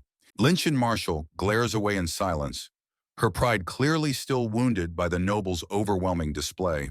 Libera notes the successful threat as they walk past a silent and defeated Lynchen. Finally sitting down, Rook expresses his relief at being able to concentrate on his academic studies. He approaches the registration terminal to begin selecting the specific courses for his first semester. The curriculum is divided into mandatory basic subjects and highly specialized elective practical magic skills. Realizing he doesn't need to grind game stats, he celebrates the freedom to pick interesting classes. Prioritizing theoretical mastery over redundant physical drills, he decides to focus exclusively on advanced magical knowledge. Libera joins him, and they confirm their shared interest in magic science and magic tool science. With the day's formal lessons concluded, the energetic girl excitedly suggests they head elsewhere immediately. Following her lead, Rook wonders about their destination as they approach the academy's private practice wing. She explains that these dedicated individual rooms provide the perfect environment for quiet study and training. Gesturing toward a facility map, she details how elite class members enjoy priority access to superior environments. Rook contemplates how the public ranking system is deliberately designed to foster intense and constant peer competition. They arrive at their designated room, where Libera prepares to unveil a special magical feature within. Stepping inside, the young noble is momentarily stunned by the sheer cavernous scale of the training hall. Noting his surprise, Libera prepares to apply a unique spatial adjustment to make the space more manageable. She activates a powerful magic circle on the floor, unleashing a sudden burst of brilliant energy. The vast hall begins to shift and contract under the influence of her sophisticated non-attribute spatial magic. Shimmering lines of mana rewrite the room's dimensions as the original architecture fades into a new form. Proudly presenting the restored cozy workspace, she leaves Ryuk genuinely impressed by her rare and practical talent. They agree that such obscure, unrecorded techniques are exactly why studying this world's magic is so fascinating. Ryuk smiles, asking Libera to teach him about various things as they work together in the practice room. Libera points out a large, intricate magic circle glowing on the floor, explaining its role in stabilizing magic. Holding a specialized tool, the girl emphasizes that precise drawing is essential for successfully activating any complex magical array. Rook observes his autonomous creation bow, while noting that magic is convenient but requires a significant level of effort. She explains that non-attribute magic relies on imagination, whereas attribute magic demands a much deeper, technical understanding for application. Rook agrees that magical theory is incredibly profound. While Libera notes his genuine and deep interest in the subject, the young girl's eyes sparkle with excitement as she admits how much she enjoys exploring new magical possibilities. After their initial demonstration, the pair decides to move on to the main purpose of their private study session. Sitting across from each other, they begin by meticulously writing down their personal magical information for mutual exchange. They exchange documents, allowing them to compare their current stats, learn spells, and innate attribute magic types directly. Rook reviews Libera's profile, noting her 7th rank and water attribute, which he finds to be quite versatile. Libera excitedly demonstrates her water magic while explaining its balanced offensive and defensive capabilities for future practical experiments. Rook encourages her by saying she will surely find many creative ways to apply her versatile water magic. It is finally Rook's turn to present his own document, and he slides his personal information across the table. Libera's expression turns into one of absolute shock as she reads the classified details of his unique attribute magic. Despite her concern for his secrecy, Ryuk calmly assures the panicked girl that sharing his information with her is fine. Flashing a charming smile, the noble tells Libera he knows she can be trusted not to tell anyone else. Overwhelmed by his trust, the young girl bows her head and formally accepts the heavy responsibility of his secret. Libera beams with pride, promising that she will never utter a single word about his true powers to anyone. She reflects on how he used sleep magic to instantly incapacitate Dan, acknowledging his sloth attribute is truly rare. Libra expresses her excitement to see how the young master will utilize his unique magic in the future. Rux smiles warmly while leaning on his hand, admitting that he also anticipates their upcoming magical research. He points to the document, noting that his specialized autonomous creation is currently classified as an unknown entity. Since original spells lack formal registration, he explains that standard tools cannot easily analyze his unique magical signature. They discuss integrating high-level analysis into devices to revolutionize information gathering during dangerous dungeon exploration missions. Libra examines her magic watch, detailing the significant technical hurdles involved in miniaturizing such complex and advanced functions. She emphasizes that achieving widespread use requires portability, a goal that aligns perfectly with her personal research ambitions. The scene shifts to the sprawling academy campus as the morning sun illuminates the start of a new day. During class, Professor Glorian officially announces the upcoming mandatory dungeon practice, signaling the start of a major event. Linshin clenches her fist with determination, knowing this field trip is a crucial requirement for all first-year students. A wave of nervous energy ripples through the classroom as students process news of their first mandatory mission. Rook internally sighs at the prospect, finding the upcoming forced outdoor excursion to be incredibly tedious and troublesome. The teacher reveals Team 1 is led by Alina and includes Dan, separating the usual childhood friend duo. Team 2 follows with Lin Shan as the leader, placing Ryuk and the Beastkin Ruby under her direct command. Immediately after the announcement, Libra raises her hand to voice a concern regarding the specific team assignments provided. She desperately requests to join Ryuk's squad as his attendant, but the instructor promptly rejects her plea. Rick comforts the disappointed girl, telling her to focus on her own team's success while he manages alone. He offers a gentle smile while reminding her to stay safe and avoid any unnecessary injuries during the exercise. Libra dejectedly sits back in her seat, reluctantly accepting the teacher's decision regarding the balanced student group distributions. Adjusting her glasses, she acknowledges Ryuk's strength while remaining secretly worried about the dangers lurking within the dungeon. Libra casts a worried glance toward Ryuk, hoping for his safety during the upcoming mandatory dungeon practice. Professor Glorian dismisses the class, instructing everyone to immediately gather into their assigned groups for strategic planning. Team 2 convenes in a private study hall, where the group members prepare to discuss their individual roles. Linshin Marshall stands tall and authoritative, formally declaring herself the undisputed leader of their small exploration squad. The timid Maril introduces herself as a dedicated scholar who excels at academics but lacks any real combat experience. Ruby confidently offers her services, citing her extensive background as a professional adventurer to handle the dungeon's dangers. Ruk casually identifies himself with his formal noble title while maintaining his signature relaxed and indifferent demeanor. Libra shyly asks for permission to address him as Master Ryuk, receiving a polite and immediate confirmation. The devoted girl enthusiastically offers to handle all menial errands to ensure her master remains perfectly comfortable. Ruby joins the conversation, playfully asking if she can also use the respectful honorific with her feline speech. The Beastkin girl begins rubbing affectionately against the noble, testing his self-restraint as he fights the urge to pet her. Linshin screams in shock. Ruby winks while telling the leader to loosen up, further agitating the already furious and dignified warrior. Linshin slams the table. The leader demands they act with the dignity befitting their noble status in this highly prestigious academy. Rex stares blankly at the furious girl, realizing that her intense animosity is focused entirely on his lazy behavior. Rook internally groans, realizing his quest for comfort has been derailed by his classmates' intense and overwhelming personalities. Libra notices his obvious fatigue and suggests a short break, while the rest of the team finally takes their seats. Competing for his attention, both Libra and Ruby eagerly offer their laps as pillows for his much-needed nap. Rook sits between the blushing girls, concluding that receiving lap pillows from strangers is perhaps a step too far. Linshan reacts with visible shock, labeling the group's informal and overly affectionate behavior as completely impure and improper. Pointing an accusing finger, the leader sternly forbids any napping during their critical strategic planning sessions for the dungeon. Rook lets out a massive yawn, complaining that such a high-tension environment makes it impossible to sleep peacefully. The team gathers as Linshin continues her lecture, attempting to instill some sense of noble discipline in her subordinates. Claiming her rightful place as a knight, Linshan formally assigns herself to the squad's vital vanguard position for combat.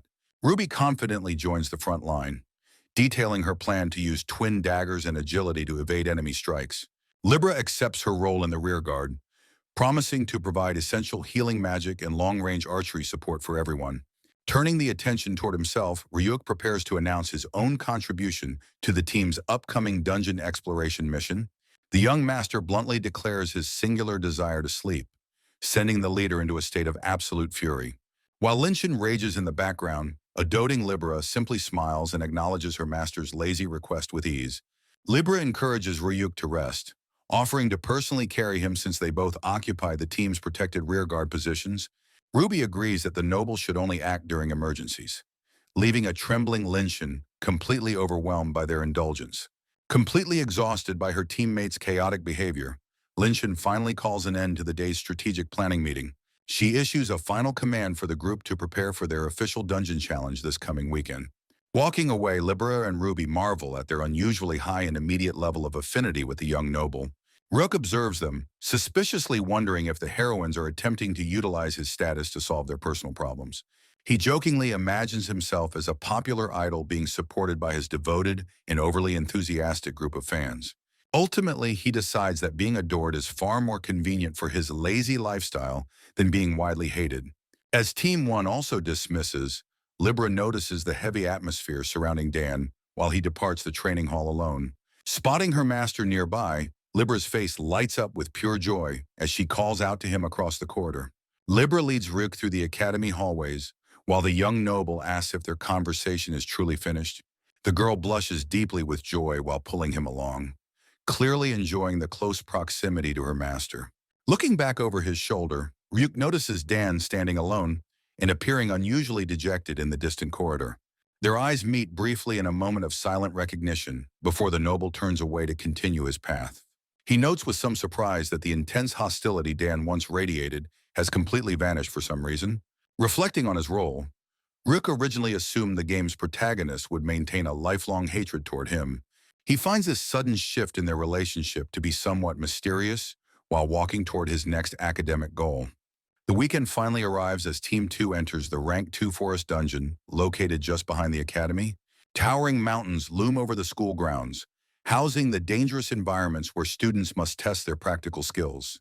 Rook explains that dungeons are ranked by difficulty, with lower numbers representing more manageable threats for freshman classes.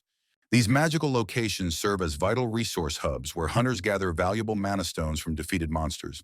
Ruby adds that professional adventurers regularly thin out monster populations to prevent the dungeon ranks from rising dangerously. Maril and Ruby dote on the lounging noble, frantically asking if he requires water or any other comforts. The timid scholar waits expectantly for a command, her face filled with genuine concern for the lazy boy's well-being. Spotting a target, Ryuk lazily points toward a tree and instructs Miril to fire an arrow at the monster. With a look of intense focus, she readies her bow while her master drifts back into a peaceful slumber. A few days prior, Karin mentions hearing a specific and heartwarming story from Maril during a quiet tea time. She reveals that Maril feels an immense debt of gratitude because Ryuk previously healed her sick younger brother. Remembering the orphanage visit, Ryuk realizes Miril was the crying caretaker he encountered during his earlier magical experiments. Sipping his tea, the boy wonders why Miril chose to share such a private story with his fiancée. Miril explains her desire to join Ryuk's team to repay her immense debt of gratitude. Karen smiles, noting that Miril is clearly a person with a very strong sense of duty. Back in the present, Miril confirms the target monster has been successfully neutralized with her bow. Ruby returns cheerfully, holding up a heavy bag filled with valuable mana stones from the sleeping beast. Linshin stands amidst the quiet forest, questioning how this peaceful stroll qualifies as a dangerous dungeon raid. The leader screams in utter frustration, realizing there has been no actual combat for her to participate in. Ryuk's specialized search magic identifies targets and puts them to sleep before they can even detect the group. This allows Miril to practice her archery safely, while Ruby focuses entirely on efficient resource collection and scavenging. Lounging comfortably, Ryuk asks Linshin what she is dissatisfied about while ignoring her growing and obvious envy. Linshin points her sword at the sleeping monsters, shouting that this complete lack of struggle isn't real training. Ryuk asks Miril to step in, and explain the tactical benefits of his lazy but efficient approach. Turning toward the furious leader, Meryl prepares to defend her master's methods with a very serious expression. Meryl sharply explains that Ryuk's magic allows everyone to focus on their specific roles without unnecessary risk. She notes that even someone as weak as herself can contribute significantly thanks to this unique strategy. By practicing archery in a controlled environment, she can safely raise her level within the dangerous dungeon. Smiling brightly, Meryl asks if Lin Shan finally perceives the true depth of the young master's strategic kindness. Rook observes her transformation, noting that she seems like an entirely different person than the timid scholar. The young noble remains reclined on his floating cushion, while the surrounding forest remains eerily still and quiet. Rook rewards Meryl with a gentle head pat, making her blush with pure and overwhelming happiness tonight. Ruby rushes forward in a jealous fit, loudly demanding that she also receive some affectionate praise and attention. Rook reclines on his floating cushion, while Meryl and Ruby affectionately cuddle against him, leaving him slightly overwhelmed. Lin Shan grits her teeth in frustration, finding the group's lack of discipline and relaxed attitude completely bizarre and unacceptable. She barks that dungeons are dangerous places where team cooperation and strength must be honed to ensure absolute survival. Lin Shan continues her intense lecture while sweat beads on her brow, desperate to maintain some order within her squad. Rook stares with an indifferent gaze, bluntly asking if there is truly anything wrong with prioritizing safety and comfort. Meryl looks down with a complicated expression, admitting that the current effortless situation isn't necessarily a bad thing. Rook points out that if monsters can be defeated easily, both hunters and resource seekers should be quite happy. Lin Shan clenches her fist, struggling to accept a method of combat that lacks the traditional struggle and martial spirit. Rook's sharp eye focuses on her, asking if she truly wants to expose her companions to unnecessary and lethal danger. The accusation causes Lin Shan to shout back in denial, her face flushed as she tries to defend her ideals. Leaning back, Ryuk asks which of them is actually saying the more reckless and inconsiderate thing right now.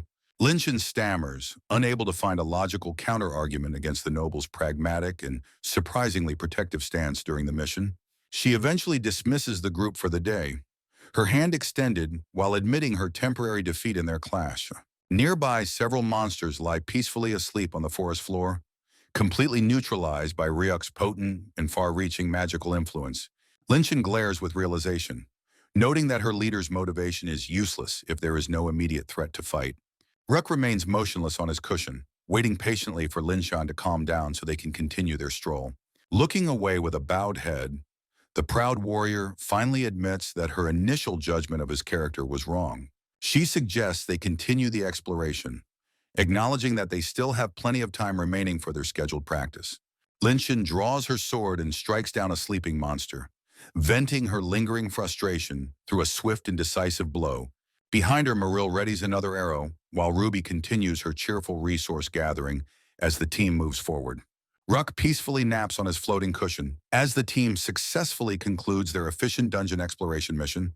Ruby stretches with a yawn while Meryl carries their haul, both satisfied with the massive amount of collected mana stones. The calm atmosphere shatters when Lin Shan suddenly calls out to Ryuk with a voice full of cold, sharp determination. Standing tall, the proud warrior girl formally challenges the second-ranked noble to an official campus-ranking war duel. Rook reacts with a heavy and visible sigh, finding her persistent desire for conflict to be an incredibly bothersome nuisance. He bluntly reminds her of Dan's previous humiliation, questioning if she has already forgotten the overwhelming power he displayed. Lin Shan's eyes well with tears of frustration, while Ryuk internally complains about her troublesome and stubborn personality. Instead of accepting, the young noble suggests that Ruby should act as his substitute for the upcoming challenge match. Lin Shan shouts back in frustration, arguing that fighting anyone else would render the entire purpose of the duel meaningless. Sweating from her intense emotions, she struggles to understand his complete lack of concern for their team's future strength. Ruk's expression hardens as he coldly declares his absolute and deep-seated hatred for barbaric people who only value strength. He delivers a chilling and direct warning, asking the trembling girl if she truly harbors a hidden desire to die. Despite the tension, Lin Shan insists on a match to settle whose philosophy on dungeon exploration is actually correct. Maintaining his immovable stance of extreme laziness, Ryuk flatly reiterates that he has no intention of fighting her personally. Looking away with a defeated gaze, the warrior finally accepts his decision and relents in her pursuit of a direct match. The noble formally entrusts the duel to his beastkin companion, who joyfully agrees to take his place in the arena.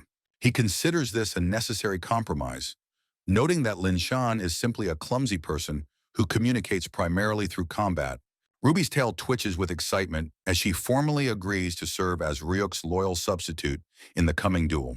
Striking a confident and playful pose, Ruby loudly challenges the serious leader to a ranking war for Ryuk's sake. Linshan accepts the proxy duel with a grim face, while the young noble hopes this finally satisfies her persistent demands. Linshan confronts Ruby, stating there is one thing she wishes to ask the Beastkin adventurer. She questions how a professional could acknowledge a man who avoids all forms of struggle. Ruby mocks the knight's rigidity with a playful, yet incredibly sharp and condescending retort, explaining that the true objective of an adventurer extends far beyond mere mindless combat. A montage of dangerous hunts highlights the brutal reality of risking one's life for resources. Ruby declares that finishing a mission without anyone getting hurt is the ultimate form of happiness. The profound logic leaves the prideful and traditionalist Linshan momentarily stunned and completely speechless.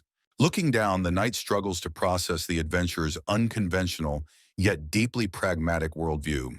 Resolving to settle their ideological dispute, Linshan readies her blade for the official ranking match. Princess Alina takes the stage to formally announce the commencement of the high-stakes student duel. Both warriors lunge forward with blinding speed as the ranking war officially begins today.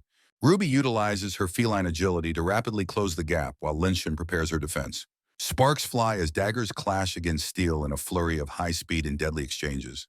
Leaping off the arena floor, Ruby maneuvers with a level of grace and unpredictable motion.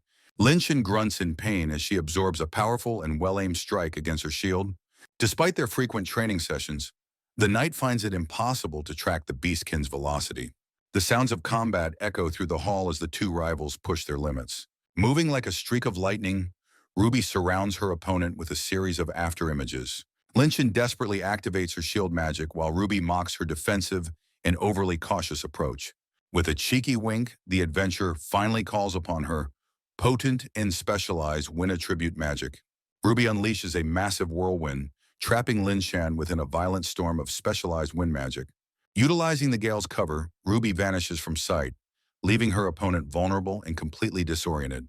Emerging suddenly from the gust, the beastkin delivers a crushing kick that sends Linshan crashing down. Linshan lies defeated on the stone floor while Ruby stands victoriously over her fallen rival. Gritting her teeth, the prideful warrior struggles with both physical pain and the weight of defeat. Ruby declares the match officially over with a playful wink and a triumphant feline smirk. Observing the outcome, Ryuk calmly announces Ruby as the winner of the high-stakes ranking war. The group dismisses for the day as Ryuk praises Ruby for her exceptional performance and skill. Overjoyed by the attention, Ruby purrs contentedly while receiving an affectionate head pat from her master. Ryuk and Ruby walk away together, leaving the scene of their overwhelming victory behind them. Princess Alina tends to the fallen Linshan, while Ryuk prepares to depart from the dueling grounds. Alina looks up with a suspicious expression, questioning why the noble is still lingering nearby. Ryuk explains his intention to take Linshan to the infirmary for proper and immediate medical treatment. Activating his gravity magic, the boy floats the unconscious girl and concludes the day's training. Ryuk walks through the Grand Academy corridors while effortlessly carrying the floating and unconscious warrior girl. Looking at her peaceful face, Ryuk recalls how Linshan was once his favorite character in the game. He envisions her alternative happy ending as a devoted wife and loving mother in the original story. Ryuk reflects on her strength and why he considers her his favorite character from the past. He recalls the dark route where she was forced into a miserable marriage with his villainous self. He remembers the hero's dramatic rescue from the original plot, determined to rewrite her destiny this time. Ryuk recalls the original game's tragic plot where he died and Linshan lost her home. The original story ended with the protagonist Dan executing the villainous noble in a bloody showdown. In that dark reality, Linshan remained alone and broken after the sudden downfall of her noble house. Driven to despair, she cursed the hero for ending the life of the only man she loved. The hero's hands were stained with blood, fulfilling his role as the righteous executioner of the villain. Despite the villain's nature, Linshan chose to remain faithful to him until her very last breath. Her loyalty was absolute, a tragic devotion to a man who never truly deserved her pure heart. She vowed that she would never belong to the hero, choosing death over a forced new life. A blinding flash of magic erupted as the tragic scene reached its inevitable and heartbreaking conclusion. Sudden violence shattered the silence, as unseen forces manipulated the destinies of those left behind. A massive explosion consumed the room, leaving nothing but smoke and the echo of a forgotten life. The narrative explains her rigid belief in recognizing the one who took her innocence as her spouse. She remained by his side until the end, disappearing into the shadows of a doomed timeline. She cherished his vulnerable moments, seeing a purity in him that the rest of the world ignored. These vivid memories of her tragic devotion remain deeply etched within Ryuk's modern and reincarnated mind. In other game routes, her overprotective nature often turned the men she loved into completely incompetent individuals. Ryuk contemplates his family name while considering the weight of his inherited and villainous noble legacy. Returning to the present, Ryuk is interrupted by Dan's shocked shout while carrying the unconscious warrior girl. Dan asks if she suffered a defeat, while Ryuk clarifies that he wasn't her actual opponent today. Ryuk explains his refusal to fight, revealing that Ruby served as his substitute for the official match. Ryuk stares at Dan, acknowledging their first real conversation since the start of the academy term. He notes that the hot-headed protagonist has surprisingly calmed down and is now observing the situation rationally. Turning back, the young noble asks what has caused this sudden and unexpected change in Dan's heart. Dan looks down while admitting he feels a sense of guilt for the trouble he caused the family. Bowing his head deeply, the hero offers a sincere apology for his previous reckless and arrogant behavior tonight. Rook observes the gesture, noting that the original game version of Dan was much more impulsive and hot-blooded. He asks Dan what exactly he hopes to achieve by offering such an unexpected and humble noble apology. Dan acknowledges the deep-seated rivalry between their households while admitting that he sees Ryuk as an individual now. The noble looks on with a cold and indifferent gaze, seemingly unmoved by the hero's sudden emotional display. Dan clenches his fist while declaring that Ryuk is far ahead of everyone else in terms of effort. Rubbing his head awkwardly, he confesses that the noble isn't the disgusting aristocrat he originally imagined him to be. A faint smirk plays on Ryuk's lips as he processes the hero's attempt at building a mutual understanding. He mocks Dan's sudden shift in attitude, calling him a fool who has finally grown a bit of sense. Dan reacts with a sheepish grin, accepting the insult while trying to maintain a friendly and cooperative atmosphere. Entrusting the rest to Dan, Ryuk prepares to take the unconscious Linshan back to the safety of the infirmary. He notes that although they are destined enemies, he doesn't consider the current Dan to be a bad person. Dan promises to reflect on his own behavior, while warning Ryuk that the princess is quite stubborn herself. Suddenly, Ryuk's gaze turns icy as he asks the hero exactly what he thinks he knows about him. A terrifying and dark aura erupts from the noble, reminding everyone of the dangerous power lurking within him tonight. Dan breaks into a cold sweat as the crushing pressure of Ryuk's true and overwhelming nature fills the corridor. Ryuk reclines on his magical cushion while the group finishes their dungeon task with absolute ease. Subsequently, Meryl and Ruby gather the spoils while Ryuk expresses relief that they can finally return home. Suddenly, Linshan stops the young noble, addressing him by his family name with a very sharp tone. In response, she formally demands an official ranking war match, refusing to let his behavior slide further. Ryuk lets out a heavy, tired sigh, clearly annoyed by the knight's persistent and troublesome obsession. Furthermore, he reminds her of Dan's previous humiliation, asking if she has forgotten the crushing defeat. Linshan glares with tearful frustration, while Ryuk internally groans about her stubborn and hot-blooded noble nature. Instead of accepting, the young master suggests that Ruby should be her opponent, which Ruby happily accepts. Linshan immediately shouts in protest, arguing that a victory against a mere substitute would be entirely meaningless. Her face contorts with rage as she continues demanding a direct confrontation with her high-ranking rival. Meanwhile, Ryuk's gaze turns icy as he coldly declares his absolute hatred for barbaric people. He delivers a chilling threat, asking the trembling warrior if she truly has a hidden desire to die. Despite the pressure, Linshan insists on settling their dispute through combat to determine the correct path. Ryuk maintains his immovable stance of extreme laziness, flatly stating once again that he will not fight. Consequently, looking away with a defeated expression, The proud knight finally relents and acknowledges his refusal. The noble formally asks Ruby to handle the match, and she cheerfully prepares for the upcoming duel. He recalls a game route where Lin Shan's overprotective nature accidentally transforms capable men into useless failures. Rook then instructs Miril to explain the proper dungeon mindset, while the surrounding atmosphere remains tense. Simultaneously, Ruby begins tossing aside Lin Shan's excessive equipment, claiming her heavy gear is just a burden. Lin Shan finally kneels on the floor in total shock, wondering how her prestigious life led to this moment.